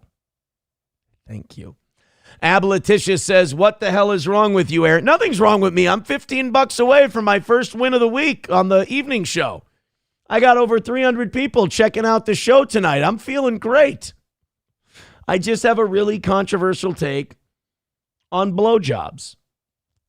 Hobo's got a gay thing with me in my sex life. I was like, this is the ramblings of a guy that's terrible in bed. I'm good in bed. I don't want to brag about it. It's fucking gay to brag about it. But it's really weird for you to care. I'm just going to let you know. Because a lot of guys in the chat like you, so they're not going to let you know. It comes off as really defensive on your part to need that to be true. That's all. I'm just saying it's gay. Here, hold on. Where'd it go? Where was it? Oh, there was a chat I wanted to get to, and now I can't find it. Oh, there we go. Rabbi Smoothie says, there's a shorts maker. Do you do any work? It's more like I program it. I put it in. I say what I want, and it packages it and presents it nicely, because when I do it, it looks fucking terrible. It's really for the glam. The glam on the gram is what it's for. Although the ones that I scheduled this week for YouTube aren't uploading to YouTube, and they're not uploading to Facebook. They're just uploading to Instagram, which is weird. It's very strange. All right, guys, hit like, hit subscribe, and hit follow. You're almost there already. I don't even need to bring it up. Thank you so much. Look at Rabbi Smoothie with $2 getting my back.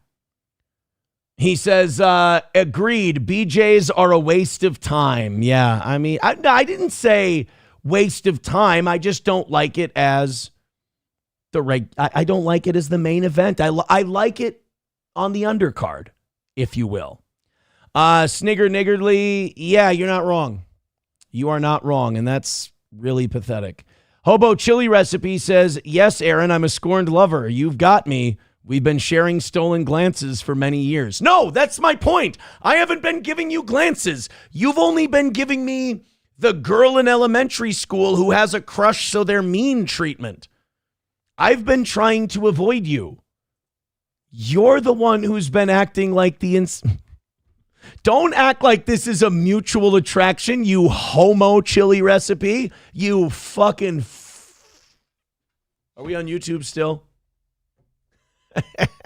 Root says he totally glances. Shut up! Nobody asked you. Hobo says, Aaron, remember, like I've said, if we were ever intimate, I'm not going to be a gentle lover, and it's going to be purely for dominance. Hobo, you need an intervention. That's a really gay thing to say. That's an aggressive homo thing to say to somebody. You were raised wrong. I'm trying to help, but I'm understanding that it's way too late. Hobo. Hobo. My man. Oh, let's get off this topic. This is going to end with me getting raped. I don't know about you guys. I don't want to get raped.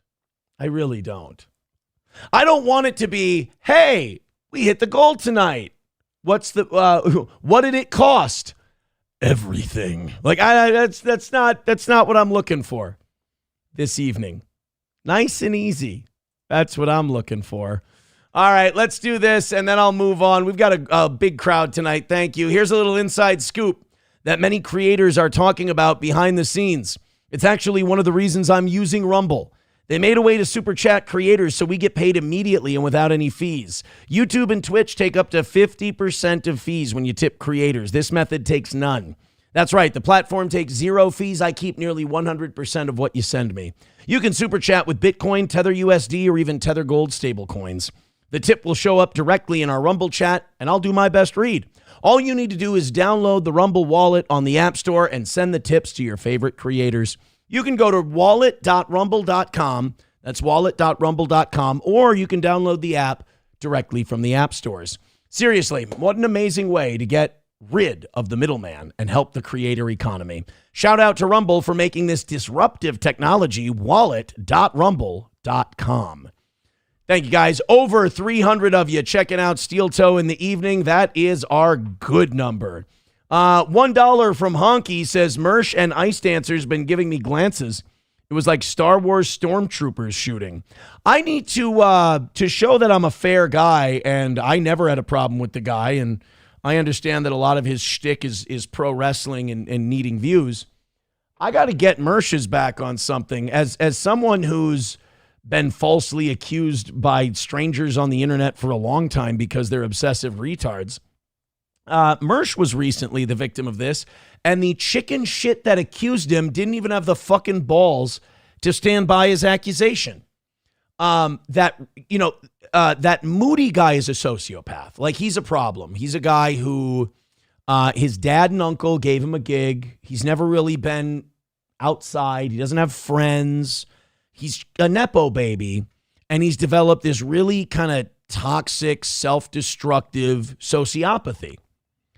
And so, and this gaslighting, and he's just really a creepy guy. He's very Jack Doherty-ish, where the consequences for him will never happen because he isolates himself. He's a very Jack Doherty kind of a figure. He accused Mersh of hitting his girlfriend. He accused her. There was a picture they posted. They were out together, and he goes, she has a black eye. And the worst thing is, he's such a chicken shit little bitch that he doesn't even have the balls to make the accusation directly. He hints at it. So then when Mersh actually bows up and he goes, fuck you, dude, don't accuse me of hitting my fucking girlfriend, you little Kiwi piece of shit. And then the guy goes, oh, what? No, I didn't say that. What do you mean? He immediately backs down like a bitch because that's how he is. And then Mersh calls him out on it. He's like, I'm not giving up on this. No. And then as soon as Mersh's back is turned, he's like, oh, I was messing with him. It's like, dude, you're like, that's what happens when you grow up on other people's dime and you don't earn anything for yourself. You just do chicken shit things and you think there's no check for it. But the check is your sad internet existence. And then what happened with this guy is that apparently he's such a faggot. He's such a pussy. This is great. A guy who's like, I only live to watch everything Aaron does online. I need it. To the point where he calls the jail to talk to a guy and embarrasses himself. This Dabbleverse clipper goes and shows some queer dancing video he made because on the inside, this Moody wants to be like a fun, frolicky YouTuber from like 2009. I mean, really, Moody makes iDubbbz look like Gigi Allen. So he makes this prancing faggot music video where he looks like a date rapist. I mean, he looks like one. He definitely resembles a date rapist in this video. He's so embarrassed by it that the clipper who put it out there and probably would have gotten like 50 views on it, he struck his channel like a bitch. This is a guy who obsessively lives his life vicariously through me. All right? He's obsessed. To the point where he thinks we're in a relationship. He tells people, I know Aaron. No, you don't, buddy. And so now when someone shows a really faggy, embarrassing video of him, what does he do? He strikes it. He struck the guy's channel. Wow. Now, it's funny to me. A lot of people are mad at him. A lot of people think he's the biggest piece of shit. It's really funny to me because I've always known who the guy is. I mean, his personality is a dime a dozen. It's really not much of a personality. I mean, this is a guy who sweeps for pedos regularly and even makes creepy comments about AI child pornography. So this is not a high-class individual. The problem is he has an audience that is basically special needs, so he can gaslight them. Anytime he goes outside that bubble, he gets fucked. It's bad. So now he's just the laughing stock who's getting called out for pedo sweeping and striking people because he's sensitive about his music video. It is funny to watch me be right for like years and watch everyone else start to get it later on down the road. Brutal, but fun to watch. $1 from Rabbi Smoothie. He says, I would tell Mersh how to deal with the IRS, but he blocked me. Lamau, no. Redbird with $1 says, any attempt to claim you're not a homosexual is negated by that seething faggotry from this morning. Only a gay bitch would melt down when things get hard. New boot goofing. No, this morning was bad. This morning was very self-aware DSP. I said that during the show. I was like, man, whoever said self-aware DSP, I was like, that's the moment I was having this morning for sure. Moose Nut says Moody tried to get me to join his groomer gang. Whoa.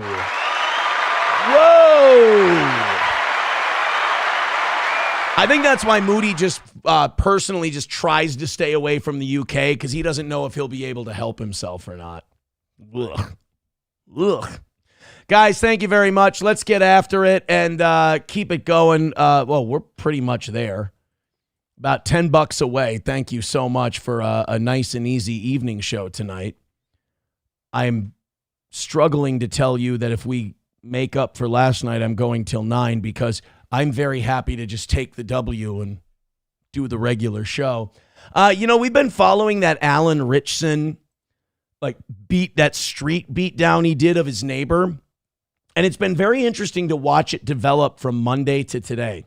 So on Monday, it looked like the star of Reacher, Alan Richson, just straight up beat the living shit out of one of his neighbors while Richson and his kids were on their little dirt bikes, motorcycles, riding around the neighborhood.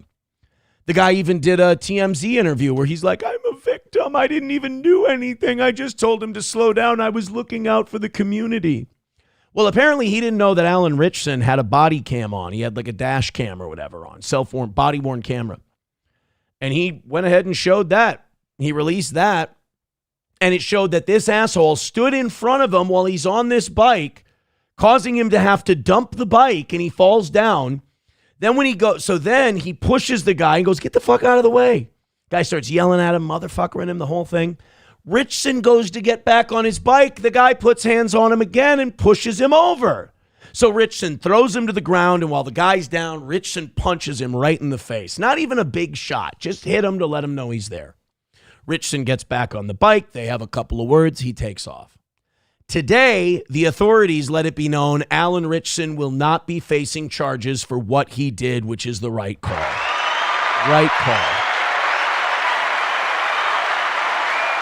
And because AI is taking over the world in mostly terrible ways, but mildly entertaining ways, the internet has now released a movie trailer. This is kind of a new thing they're doing, where AI is getting good enough where they can make these movie trailers based on real life events, and they made one based on the Alan Richson saga. In a quiet neighborhood, one man saw a motorcycle and still chose chaos. Look at the fucking motorcycle pricks. One terrible decision. What should have been an apology became a neighborhood event. What are you gonna do?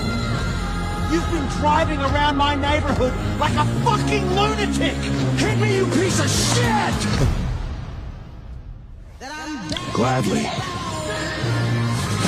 This summer, don't be a little bit. I never did like that neighbor. John Cena. All right, so they did that. I saw they did one on the Iran war, too, that I thought was pretty good. Iran war movie trailer. It was like Paul Giamatti, not the real Paul Giamatti, of course, but like Liam Neeson was one of them. It's pretty good. I don't want to like AI shit because not 99% of it's really bad for us. But that one was pretty good. I liked that one.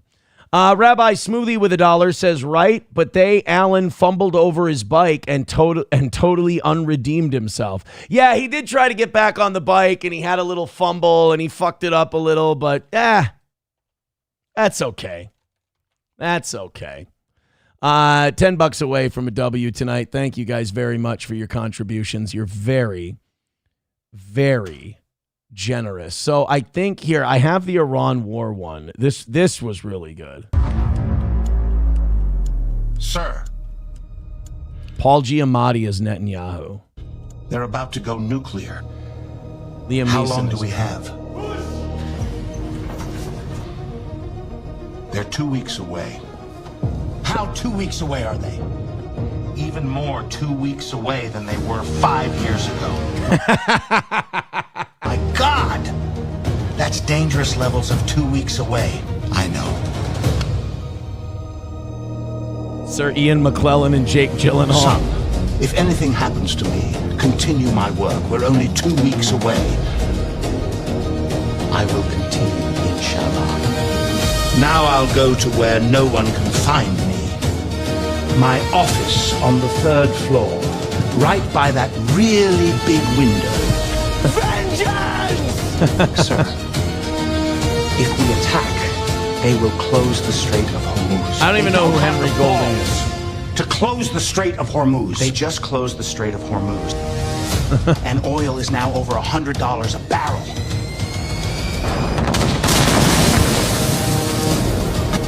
Please keep me out of this. No one likes this war. And I want to be president one day. Galifianakis' Vance.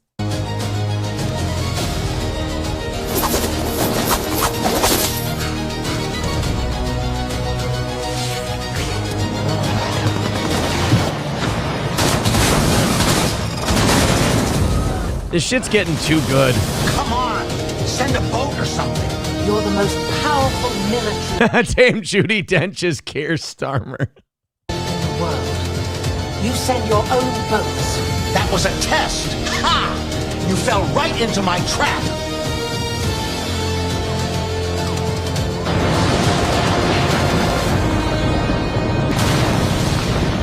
Sometimes the best reason for war is no reason at all. Is that supposed to be AOC? I'm struggling with who that is.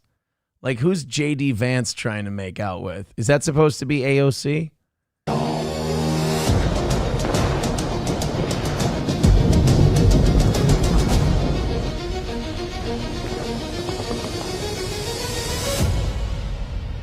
Iran war straight out of Hormuz.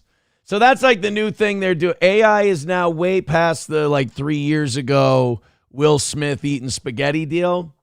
And now we're making full-on Hollywood movie trailers. This one was not fake, though. The Iranian government, I want to see, what would we call it? Call call it Iran vengeance video. The Iranian government made a video called One Vengeance for All and released it to RT News. You know how Trump's been saying, like, the Iranians sent me a gift and we're about to make peace. We've decimated their military. Why don't you guys tell me if this looks like they're decimated and they're about to make peace? Tell me, just tell me what you think. Because when I saw it, I was like, I'm starting to think we're getting lied to. I'm starting to think we might be getting Baghdad bobbed.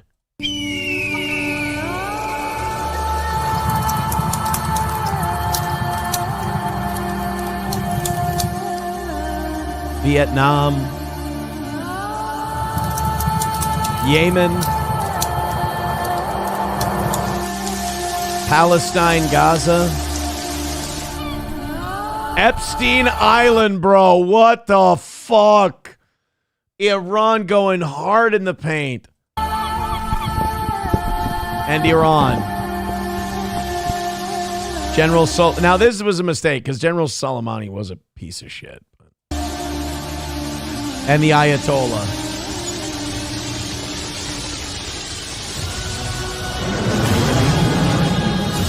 And the Statue of Liberty is Baal.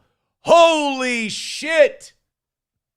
So they're doing this for the Native Americans, the Japanese, everybody else. Holy fuck.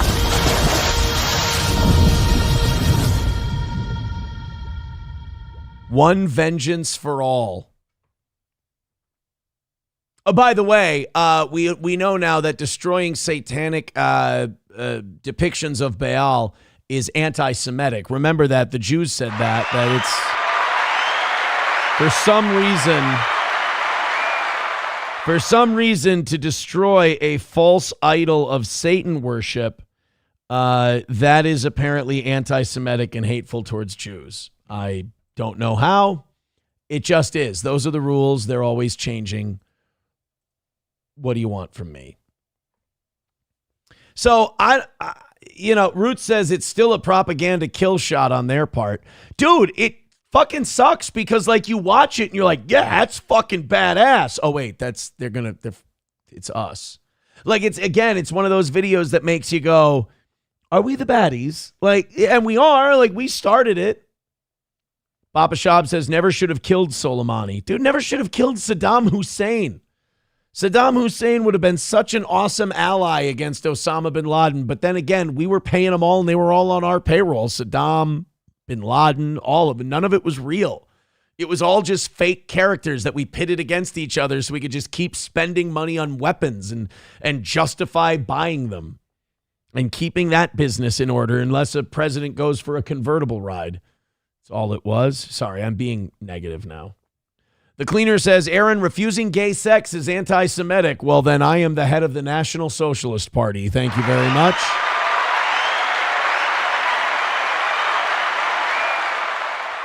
Papa Shab says, shouldn't have even paid any mind to Iran. In fact, we should have been trading, not sanctioning them.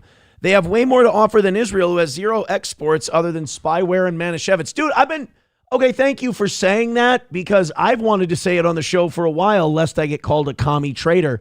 But like Iran has a shitload of oil. We can make great oil deals with them like we do the Saudis and everybody else.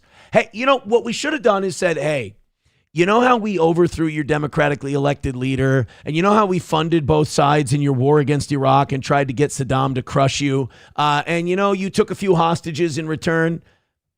Let's call a spade a spade. Let's let bygones be bygones. And why don't we work out some kind of economic deal? There's so much to be gained by it, and yet we don't. Why? Follow the money.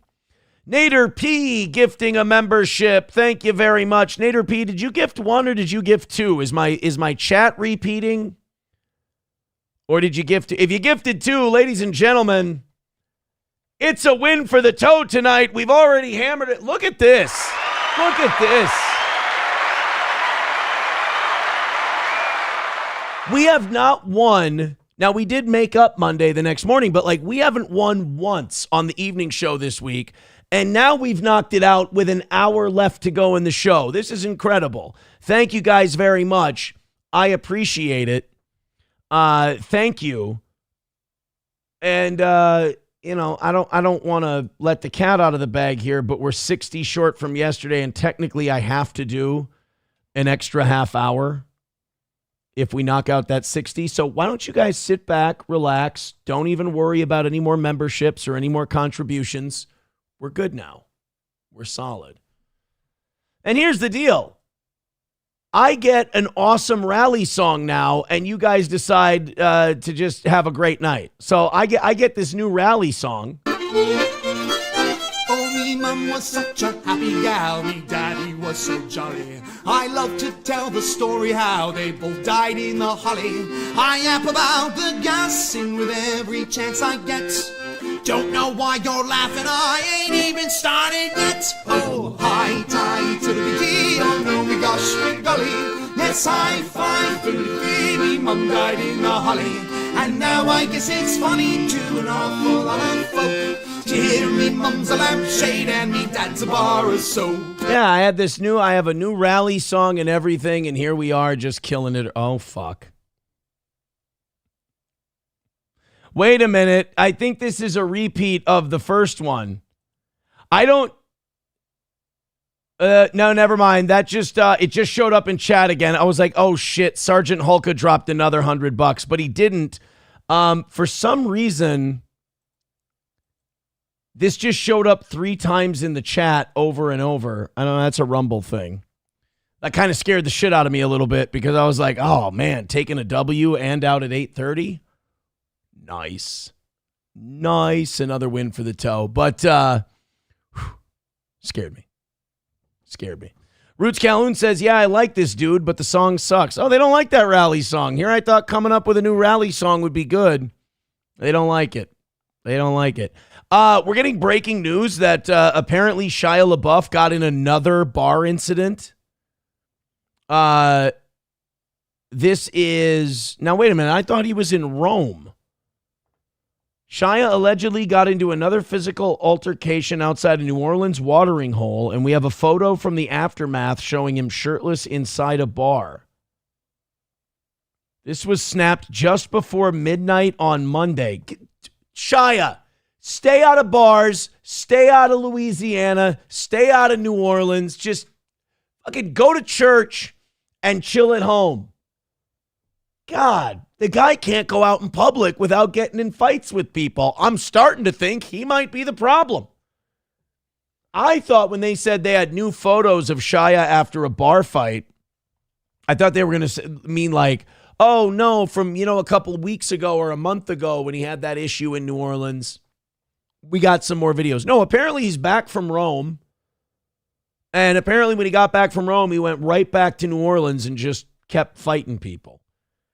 We're told some guys showed up in a golf cart and got into a fight with Shia because they were upset about something he did. Fuck. When the fight was over, we're told Shia went inside the bar and called someone to come pick him up, who eventually took him home. Shia is no stranger at Le Bon Temp Roulé. We're told he's a regular, and normally he's nothing but polite. Now, is this from the incident, or is this from the original incident? Oh, I think this is this incident. Okay. Is this all it is? I'm a target. Understand? My mission, I'm a target. I'm an easy target. Here's my I know what you want.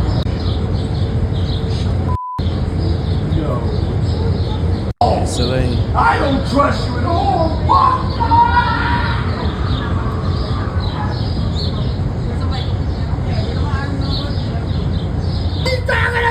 It's why I never call you. Whoa! Who the fuck is that? That's not Shia LaBeouf. My mission, I'm a target. I'm an easy target. Here's my I know what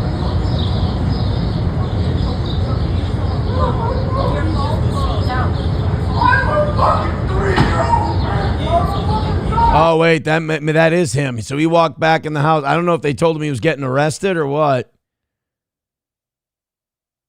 But he went back in the house, and that does sound like him screaming.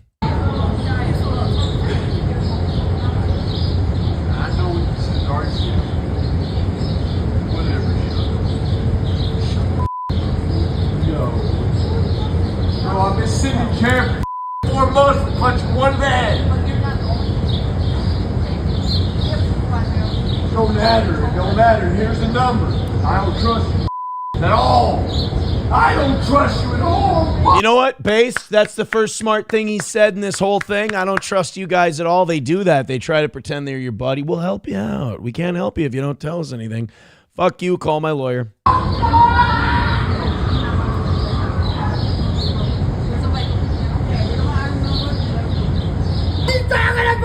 Okay. It's why I never call you. Okay. Come get in the car.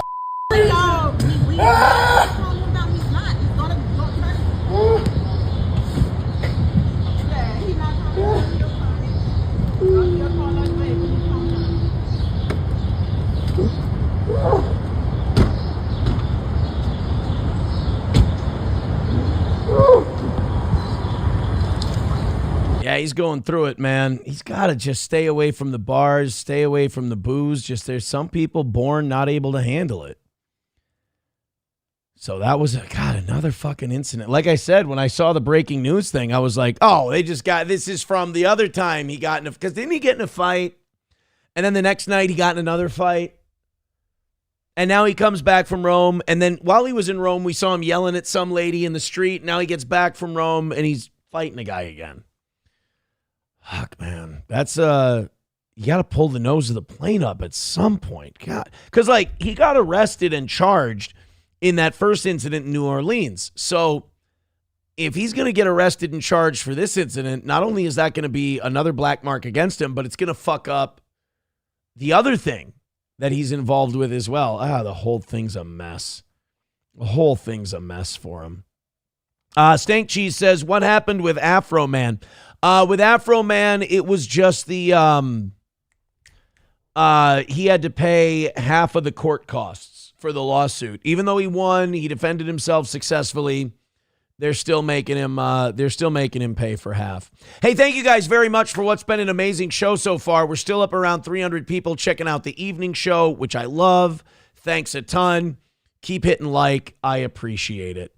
Fire Truck Ava on YouTube says, really going with the Nazi look with how you did your hair tonight. I really just, oh, fuck. I keep going the wrong way because I can't do backwards shit. I just didn't do it. I just didn't put anything in it. I took a shower before the evening show, and then I just did a little flip. Blake Luton on YouTube says, I really like your hairdo. I don't get it. I don't get it. What do you mean, rike your hair? I don't understand. I don't understand. Nomo says he needs a church-going buddy. People like to shit on me for this because, I put myself out there. But, like, while I was watching him have that meltdown, I was like, God, I'd really like to reach out to him and be like, hey, man, hey, I don't know him, but, like, his message, like that interview, that Channel 5 interview kind of spoke to me because I feel incredibly fulfilled now that I've started going back to Mass and trying to be a better person and devoting myself to Catholicism and all that. Like, I've made really great steps and I'm like happiest I've been in 15 years, 20 years. And I know he understands that. So like part of me wants to reach out to the guy and just be like, hey, on the off chance, you want to come up to Minnesota? We'll go to Mass, we'll just, we'll go to a ball game, we'll hang out.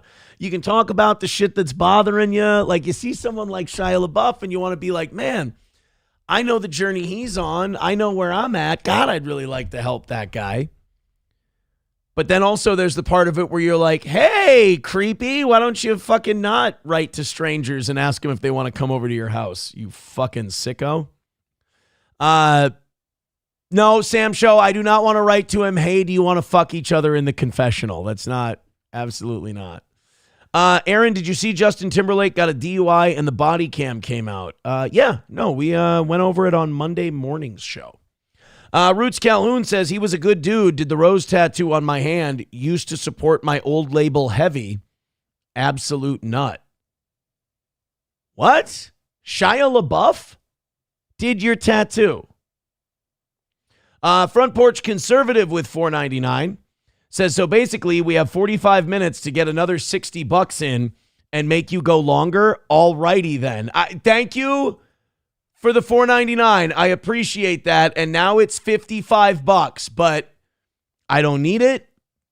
We're fine. We've got Oz tomorrow. I was going to roll that $55 into like some kind of fun Oz bonus is what we usually do with it on Thursdays. We usually tie it to some kind of Oz bonus. No, really, I'm totally fine with being done at 8:30 tonight. There is no need to give us $55. I promise. Ab Letitia says, oh, Aaron, what did I do? What did I do?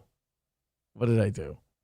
ICUP says, this is too much. The hair, the faith, this is crazy. Yeah, I've also noticed that a lot of people, the religion thing doesn't fit in their narrative with me and they're having a hard time coping with it.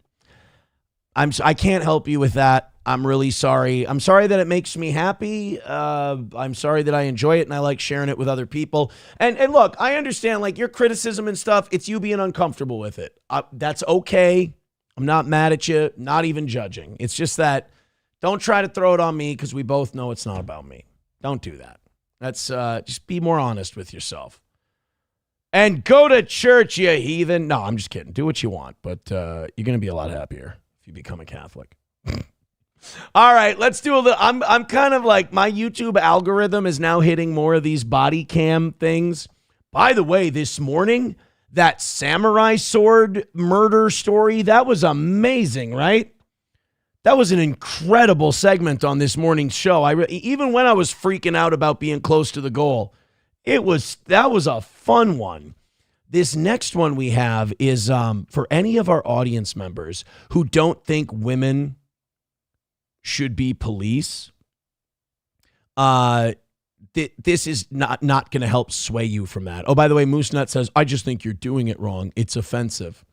Not trying to be offensive. I'm just trying to share my story as, you know, someone who has a show and everything. I'm really sorry if I've offended you. I don't think it's very Christian to judge how other people are doing it. It's something, but it's okay because it's something I got to work on too. But yeah, a lot of people uncomfortable. I think because, and look, I understand I'm supposed to be this big, evil, terrible guy. Meanwhile, the people who told you I'm a big, evil, terrible guy are saying pedophilic shit, sweeping for pedos, and generally being hypocrites and really bad people. And you're struggling with that. Meanwhile, I'm going to mass on Sunday. You have to make that not fit. Or I'm sorry, you have to make that fit because it doesn't fit. That's okay. Again, the things I've been telling you the last 2 years since you've known me are don't take the internet so seriously. But you don't listen to me. It's okay. I've been hard-headed too, and I haven't listened to people, and they've given me good advice. And sometimes you got to hit your head up against the wall before you get it. So again, I don't hold it against you at all. Don't worry. It's just a show. It's just a show. This next one comes from the Midwest. I don't think this is a Minnesota one, by the way. Oh, no, this is a Minnesota one. This one, I thought this came from Wisconsin. This is a Minnesota police officer who, I don't know if if the other vehicle ran a red light. I don't know if she forgot to change the lights as well as hit her sirens. I don't know what the hell happened here, but somebody fucked up big time. 911, what's the location of your emergency? Listen, if y'all, like, I need someone to come deal with this drunk. He's torn my whole house, my whole yard up. I'm not letting him in. It's my son. If y'all don't come take this dude, I'm gonna put a bullet in him. Jesus, that sounds like a really good family. My son's hammered. He's tearing up the yard. He's tearing up my house. And if you don't come out here and get my son, I'm going to murder my kid with a gun. I'm going to go ahead and say there is not a dad available to call, judging by how toxic this relationship is. Okay. He's a 300-pound bully. First of all, please do not make a threat on a recorded line. I love that. Ma'am, first of all, please do not make a threat on a violent threat on a recorded line. You know, really, we could just go with don't make a threat. That's not a nice thing to do, but definitely don't say you're going to kill someone with a gun to the police. He's breaking everything off my house. What's going on? Come get this drunk. He's tearing my whole house up. He's trying to knock my windows out. It's my son, but if he makes it through the door, I'm putting a bullet in him. Ma'am, stop saying, oh no, this is Columbus, Ohio. What a fucking retard I am. I think this is in Minnesota. Read the sign, dipshit. Columbus, Ohio. Good. Then this stupid one isn't one of ours. So y'all can deal with him or I will. Man, please don't make threats on a recorded line. It's trying to get the 83 and 191. Caller said her son is banging on the door, trying to get in, also banging on the window. Then saying if he gets through the door, she will put a bullet in him. Looks like she hung up and no answer. So this video is titled "Cop Realizes She Instantly Ended Her Career," and you'll see why in a second. I'll call back. 192, same mark. As this officer begins heading to the address of the call, she's about to make the biggest mistake of her life. Now this is a city road, residential area. She's got the lights, she's got the sirens blaring, sure, but that's a red light up there. And she is tearing down the street. There's a red light, not good. Not good.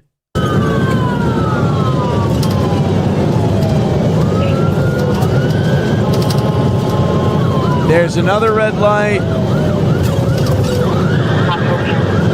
There's a green. Hey, there we go. Now we got a green.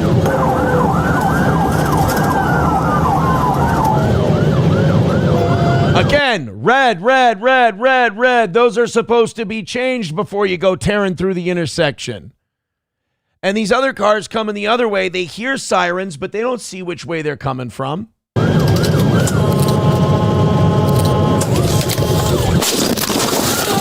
Fucking hell.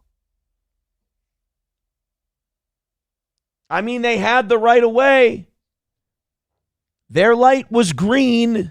They had every right to go. You fucked that up. And I don't care if you do have a green light. You are driving through a very busy city street. You got to be careful.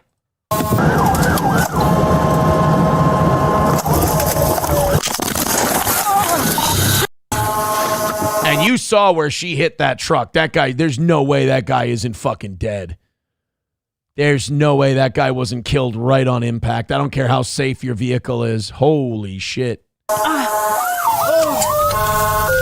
The dash cam footage frame by frame shows the officer approaching the red light, one car pulling out in the intersection, followed by the truck. The officer strikes directly into the driver's side compartment. The body cam footage frame by frame shows the officer using the air horn as she approaches the red light. Then she...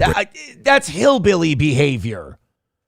Using the air horn, again, all that's going to do, that's going to be a loud, abrupt noise that's just going to cause people to panic. Who fucking trained you? Braces for impact as she collides with the truck, causing her to be thrown in the passenger seat, showing she clearly was not wearing a seatbelt. A speed analysis of the footage using the length of the dashed white lines on the road helps to give an idea of the approximate speed of the officer moments before impact.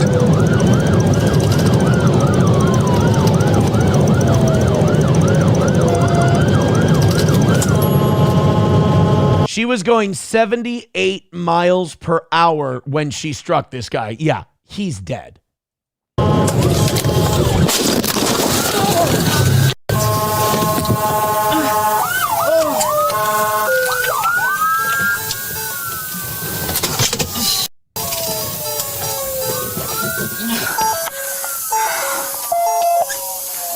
Oh my, are you okay? Whatever will we do? By the way, not wearing a seatbelt when you got your sirens on and you're going 78. You know, okay, look, you're above the law. You're a cop. I get it. So if you're going for a leisurely, just patrolling the beat kind of a cruise, I guess we can forgive the not wearing a seatbelt thing. But once you got to lock it in and you got to get up to high speed chase speeds and you're hitting the whaler, it's time to strap in.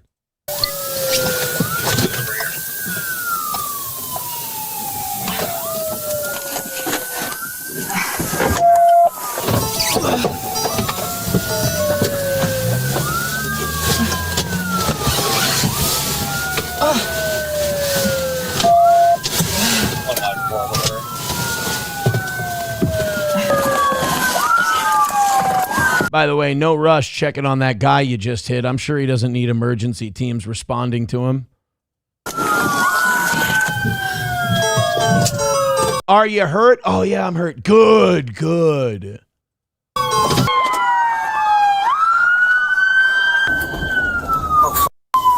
Oh boy, yeah. Oh, fuck is the first thing he thinks. There's a cruiser involved. By the way, now, don't forget, elsewhere in town, there's a crazy guy, drunk as shit, tearing up his mom's yard and tearing up his mom's house, and she's saying, I'm going to shoot the fucker. So let's compound this situation, remembering that that's still going on. Contact Central and Vaughn. Oh, yeah.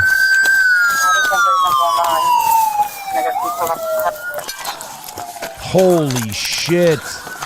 Is that him? He was thrown from the... Yep. He's done. We're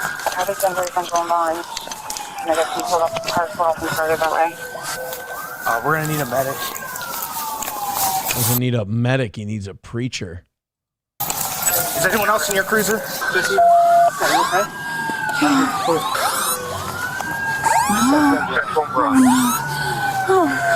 You okay? It's okay. Go sit down. Go sit down. Go sit down. Hey, buddy.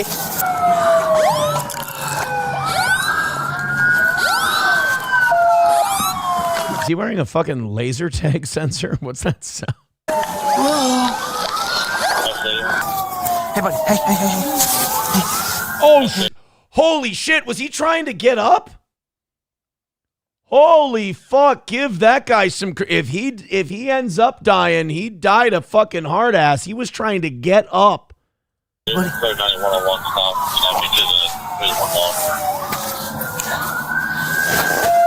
apparently also was trying to jack off. God bless. Hey, buddy, come on. Ooh, I don't know if we're supposed to... I don't know if we're supposed to be flipping him like that.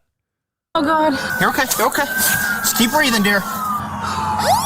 Dude, he's still breathing. Good for him. Is he really fat or is that internal bleeding? Alive, weak pulse. Hey, come on. Keep breathing. Come on. Come on. Come on, buddy. Come on. Okay? Come on. Keep breathing.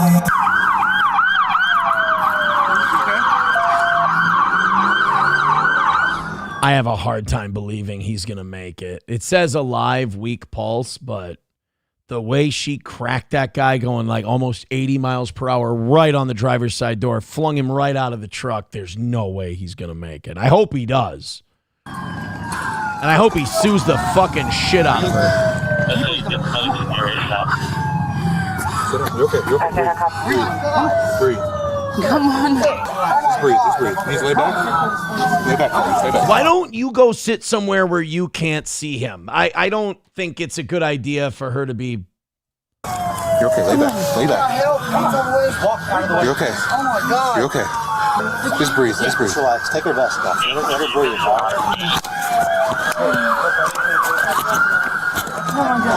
You're okay. You're okay.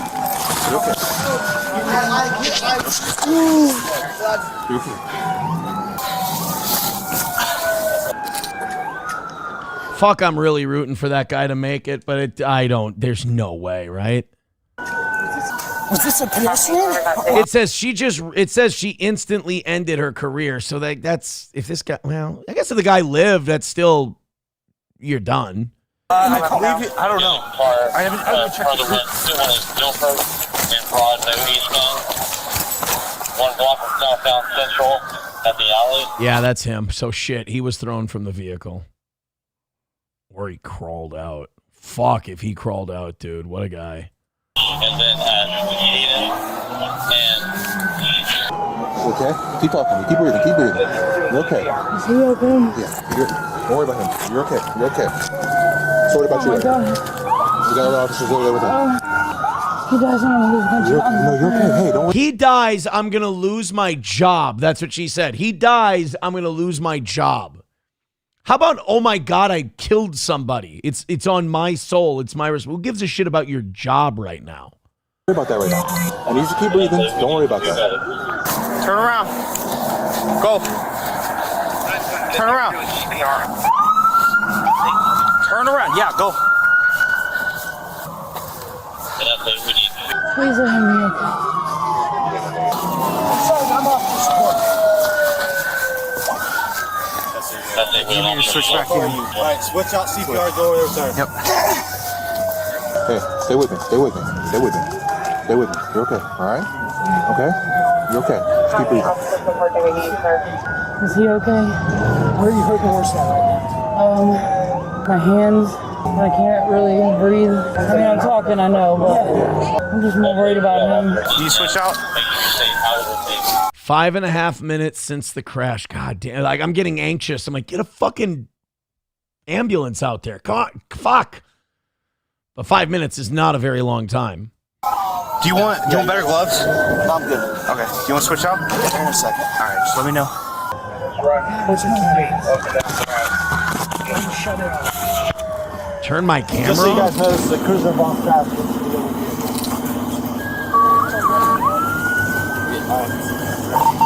You watch for pedestrian traffic or vehicle traffic on the south. Copy. This incident occurred on December 7th, 2025, in Columbus, Ohio. Columbus police officer Caitlin Robinson was the responding officer involved God, fingers crossed that guy made it. in the crash. The driver of the white pickup truck, 30-year-old Corey Tinnis, was rushed to the hospital in critical condition following the collision. However, less than 30 minutes later, he was pronounced dead at the hospital. Fuck, I kind of knew. That does not look like something you survive. He hung in there, though. He hung in there for a good half hour or so. Officer Robinson was also transported to a hospital, received treatment, and was later released in stable condition. It's always the one who fucked up who gets off light, right? An analysis of the dash cam footage reveals the approximate maximum speed of the officer during her response.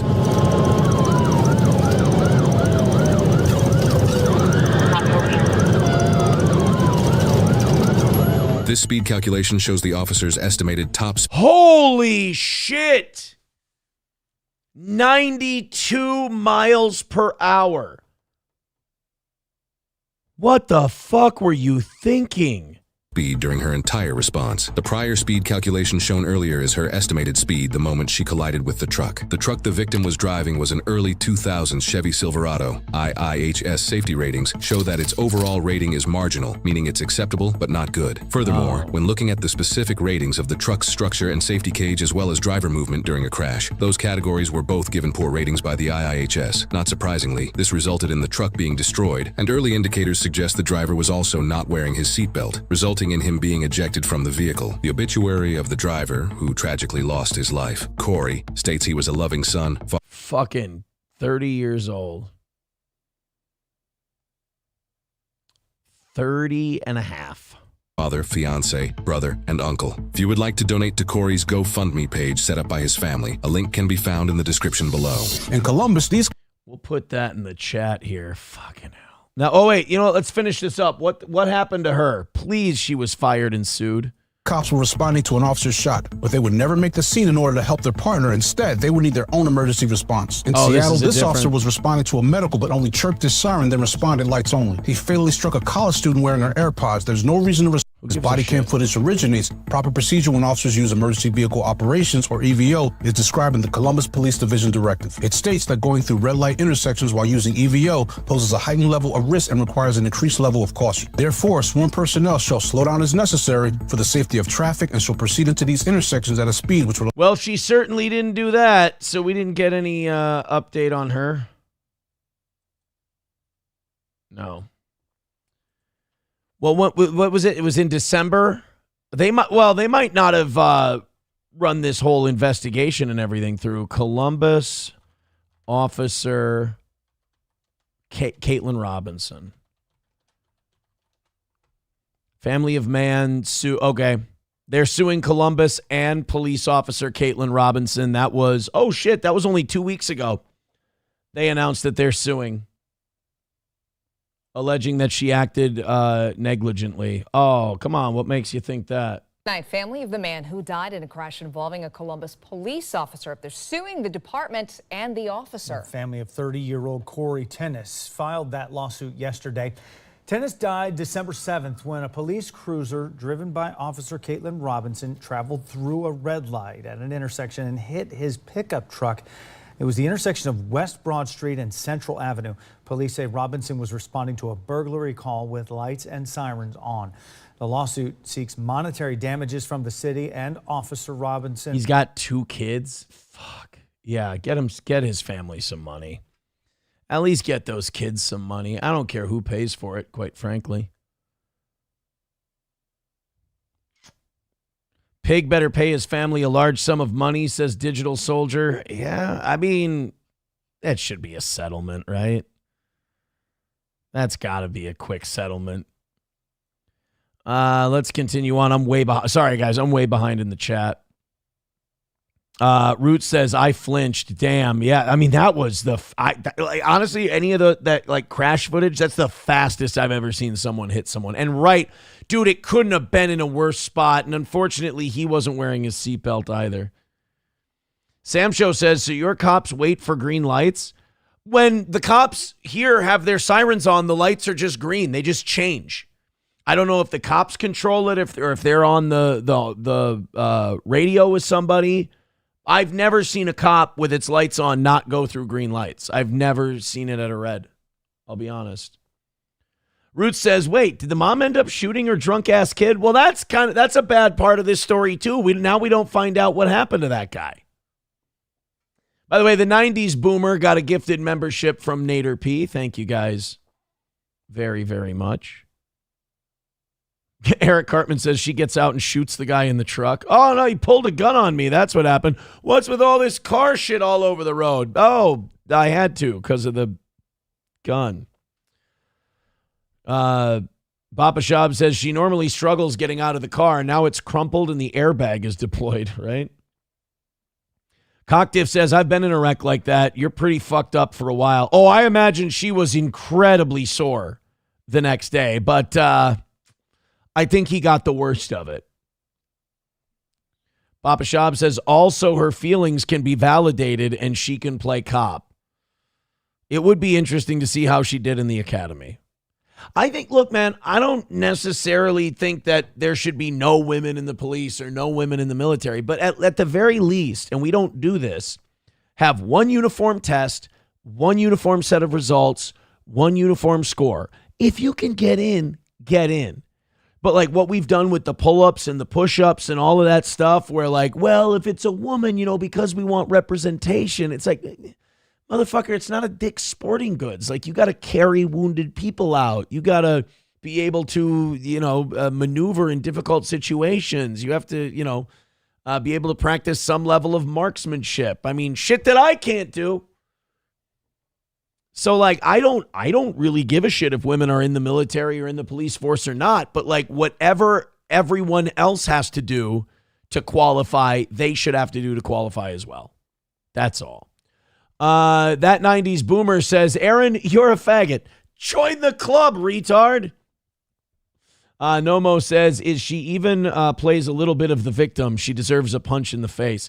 I mean, she was really concerned about him. It was a little weird that she said that, like, if he dies, I'll lose my job. Like, that's kind of a weird consequence to be concerned about.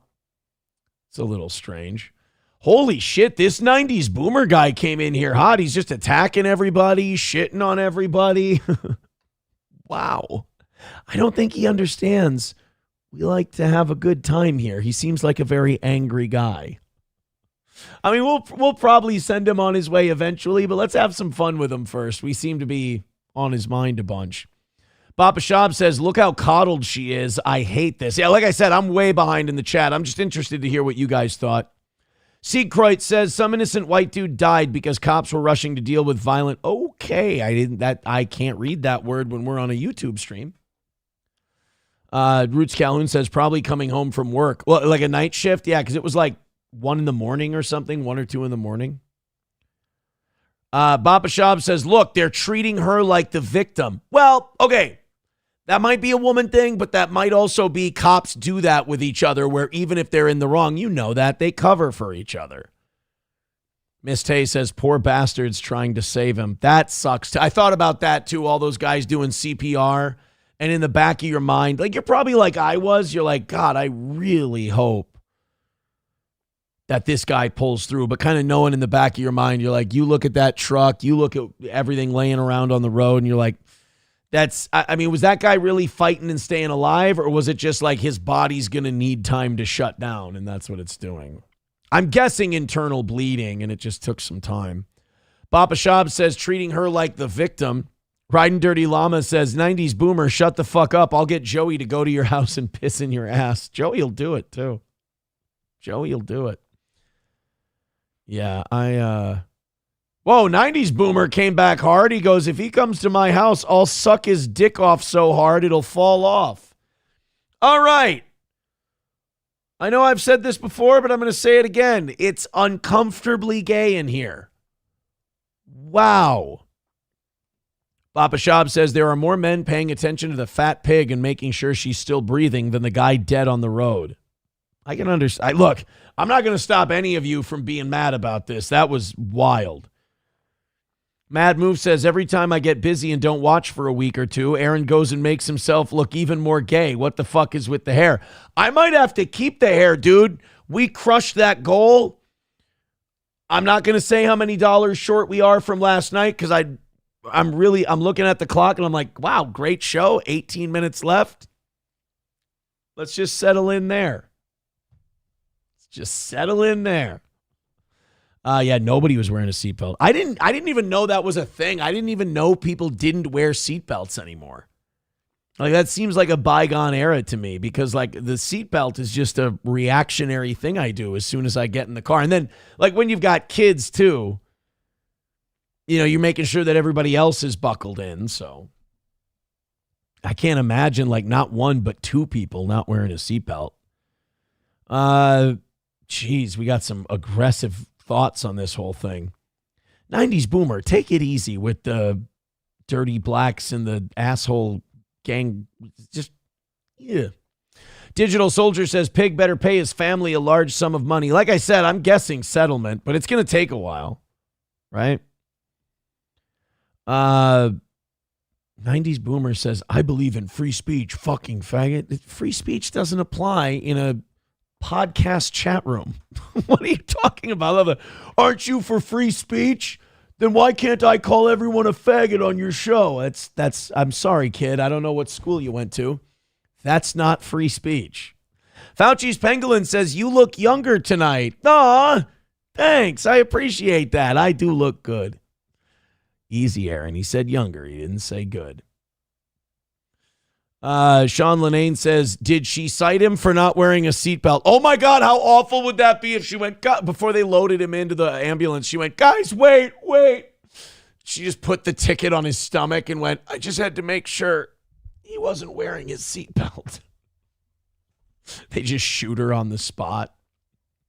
All right, 90s boomer, with the stuff I don't even give a shit what you're saying about me, but the black people shit is just, I got to cut you loose, buddy. Jesus, he was unhinged.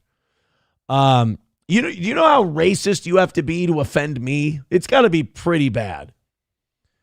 Charlemagne Martel. Hey, Charlemagne Martel, can I say something? As a history buff, I fucking love that name. Correct me if I'm wrong, but you're referencing Charles the Hammer Martel and, of course, his descendant, Charlemagne, the first emperor of the Holy Roman Empire. It went... I can do this.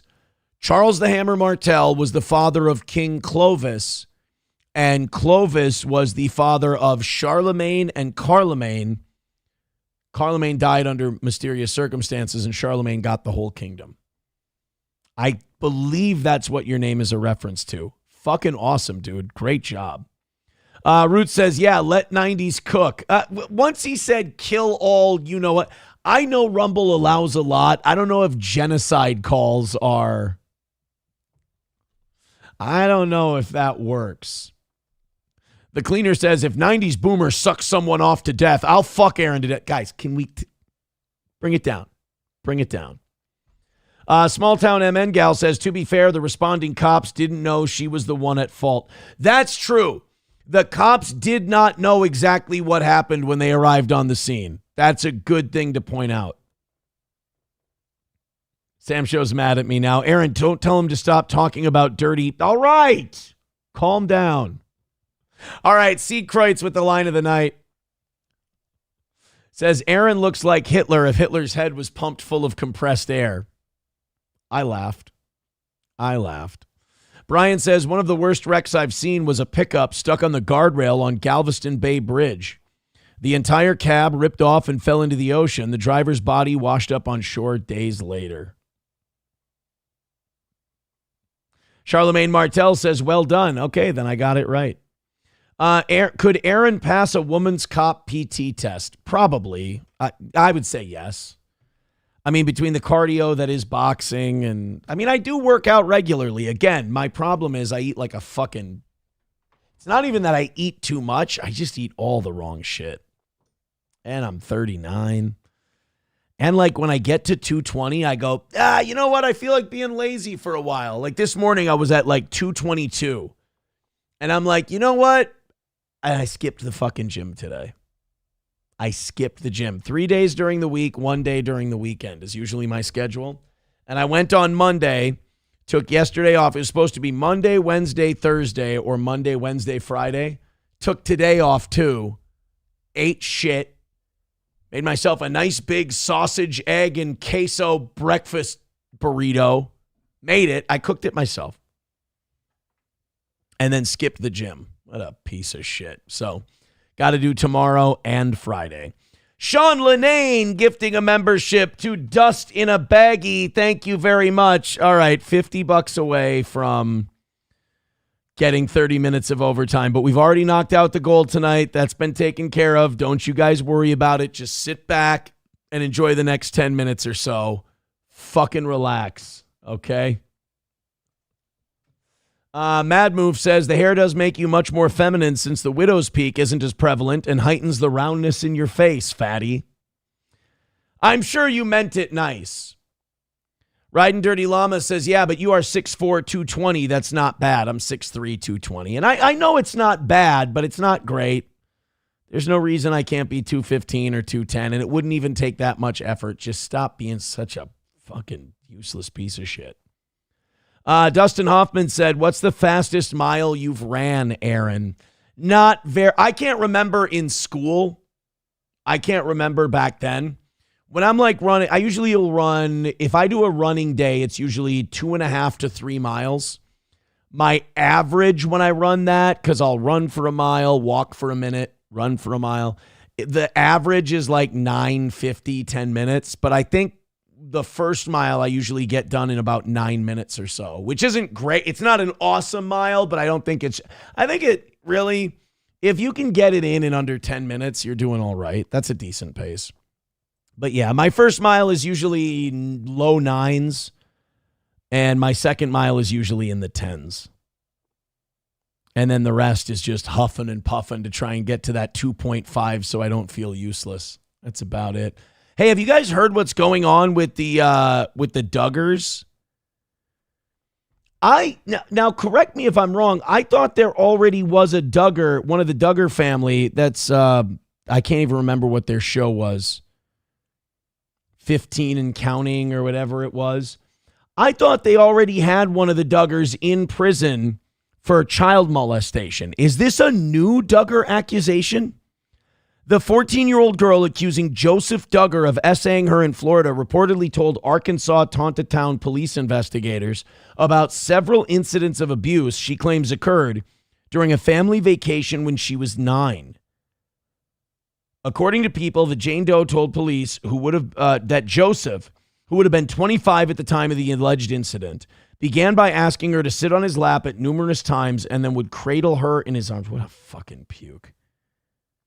Is this the guy who's already in jail, though? Duggar, as we reported, investigators say Duggar apologized to the girl afterward, but her father later confronted him about the allegations on March 17th of this year.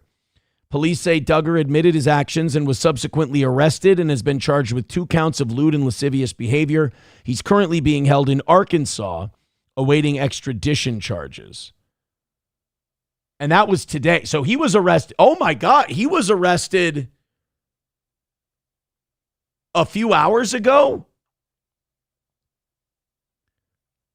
Oh no, he was confronted about the allegations last week. So he was arrested last week. Is there another Duggar? I'm not crazy, right? Like there's another Duggar who was convicted and like is in prison over the kids shit, right? Duggar crimes. Kendra Duggar. Oh, and then the sister was arrested. I forgot about that. Josh Duggar. He was convicted. God, there's another one. These fucking arrest the whole family. If there's two of them, there's more. They're fucking goofy, weird-ass Mormons. And, oh, God. What was the name of the show? 19 Kids and Counting. Oh, they come from a rotten batch. 4 of the victims. Oh, that's right. Josh Duggar was the one who did it to his siblings. Oh, and the babysitter. Tell me he's still in prison. So apparently he committed his crimes in 2002 and 2003. On May 21st, 2015, there was a story that ran about it. Duggar's cousin Amy, who was a year older than him, learned about the abuse a couple weeks later. Immediately after the article was published, an unidentified victim came forward and requested that any remaining products of the investigation be destroyed. Oh, because a FOIA request got the information. When was this cunt face? Oh, then the Ashley Madison breach came out. Oh, I forgot what a piece of shit this guy was. And he was on the... He paid $986 for 2 subscriptions on Ashley Madison starting in February 13th, and he had to apologize for that because they were supposed to be these high and mighty religious people. So then he checked himself into a rehab facility. Then in 2015, a porn actress, Danica Dillon, filed a suit against him, claiming he had assaulted her to the point of causing her physical and emotional injuries at a strip club. So this guy's just a total piece of shit. In November 2019, as part of a U.S. Department of Justice initiative to protect children from abuse, don't rush, guys. It's only like 16 years after he started doing this shit. On April 29th, 2021, Duggar was finally arrested on federal charges of receiving and possessing CSAM, which is, CP. Law enforcement became aware of Duggar's illegal activity during an investigation into a file sharing service. Bond hearing on May 5th of 2021. What ended up happening? Did not meet an October deadline to accept a plea deal. They tried to get the case dismissed. On November 30th of 2021, the trial began. They tried to shut down any other testimony. What the fuck, these creeps. On December 9th, 2021, a jury found Duggar guilty on the CSAM charges. In 2022, Duggar got a 12-year sentence, 12-year and 7-month prison sentence. His earliest possible release is October 2nd, 2032. So Josh Duggar is in prison, federal prison. Joseph Duggar has now been arrested. There's something rotten with that whole family. You gotta get everybody out of there. And now one of the sisters has been arrested, and she could end up in prison for 8 years. Kendra Duggar has now been arrested. Oh, it's the whole family. 2 days after the arrest of her husband. Oh, she's not a sister. She's the wife of Joseph Duggar. Following accusations that he assaulted a 9-year-old, Kendra found herself being booked into an Arkansas detention facility.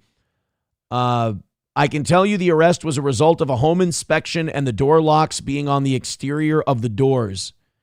A spokesperson for the family would only say the charges filed against Kendra are totally unrelated to her husband's charges. She's not suspected or accused of participating in his alleged crime. Joseph and Kendra have yet to comment publicly on any of the charges, but the Duggar family has made no secret about their use of locks on the doors of their children's bedrooms. whole fucking family. And we gave them reality shows and they got rich off of it. And it's like finding out the little people, big world guys were rapists. I like $2 from I can't read that name. I like something in something. I have always been weirded out by the Duggars. Thank you for the $2. I appreciate that. Mad Move says you can't put locks on your kids' room. External locks on the kids' doors is a giant red flag. Giant. Bapa Shab says should be drone striking the Duggars instead of Iran. I'm on board. I'm on board. Dude, locks on the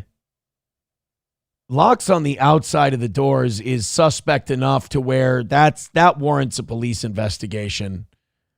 Can't be locking your kids inside their room. Ooh, Roots and Riding Dirty Llama are teaming up on Sam's show. This is a fun way to end the show. As long as $50 doesn't come in, I'm free to go. Oh, fuck, what's that? Oh, $10. Okay. Okay, thank you. Whew. I do have to mark that we're only $40 short from a perfect week. Thank you guys very much. Von Kaiser with $10 says, did you enjoy God's latest gift? The violence. God loves violence. In fact, God loves violence so much, he gave us violence to wage in his honor. The only rule is, can my violence conquer your violence? Oh, shit. I might have to watch Shutter Island tonight. Aaron should have locked his barber out. Now, come on. Come on. Roots Calhoun says those locks on Aaron's head are a crime. Oh, Sam Show, don't worry about it. Riding Dirty Llama was shitting on you and Roots Calhoun called you a dud. I don't know. They could think that maybe you're a one-trick pony who's just racist all the time, but you know what? Don't beat yourself up, okay? We had a good night tonight. We all had a great time, and we all had a lot of fun. And tomorrow morning, Oz is going to be here. Oh, fuck. Oh, no, that's the same PayPal. I just didn't close it out. Good. Whew. Whew.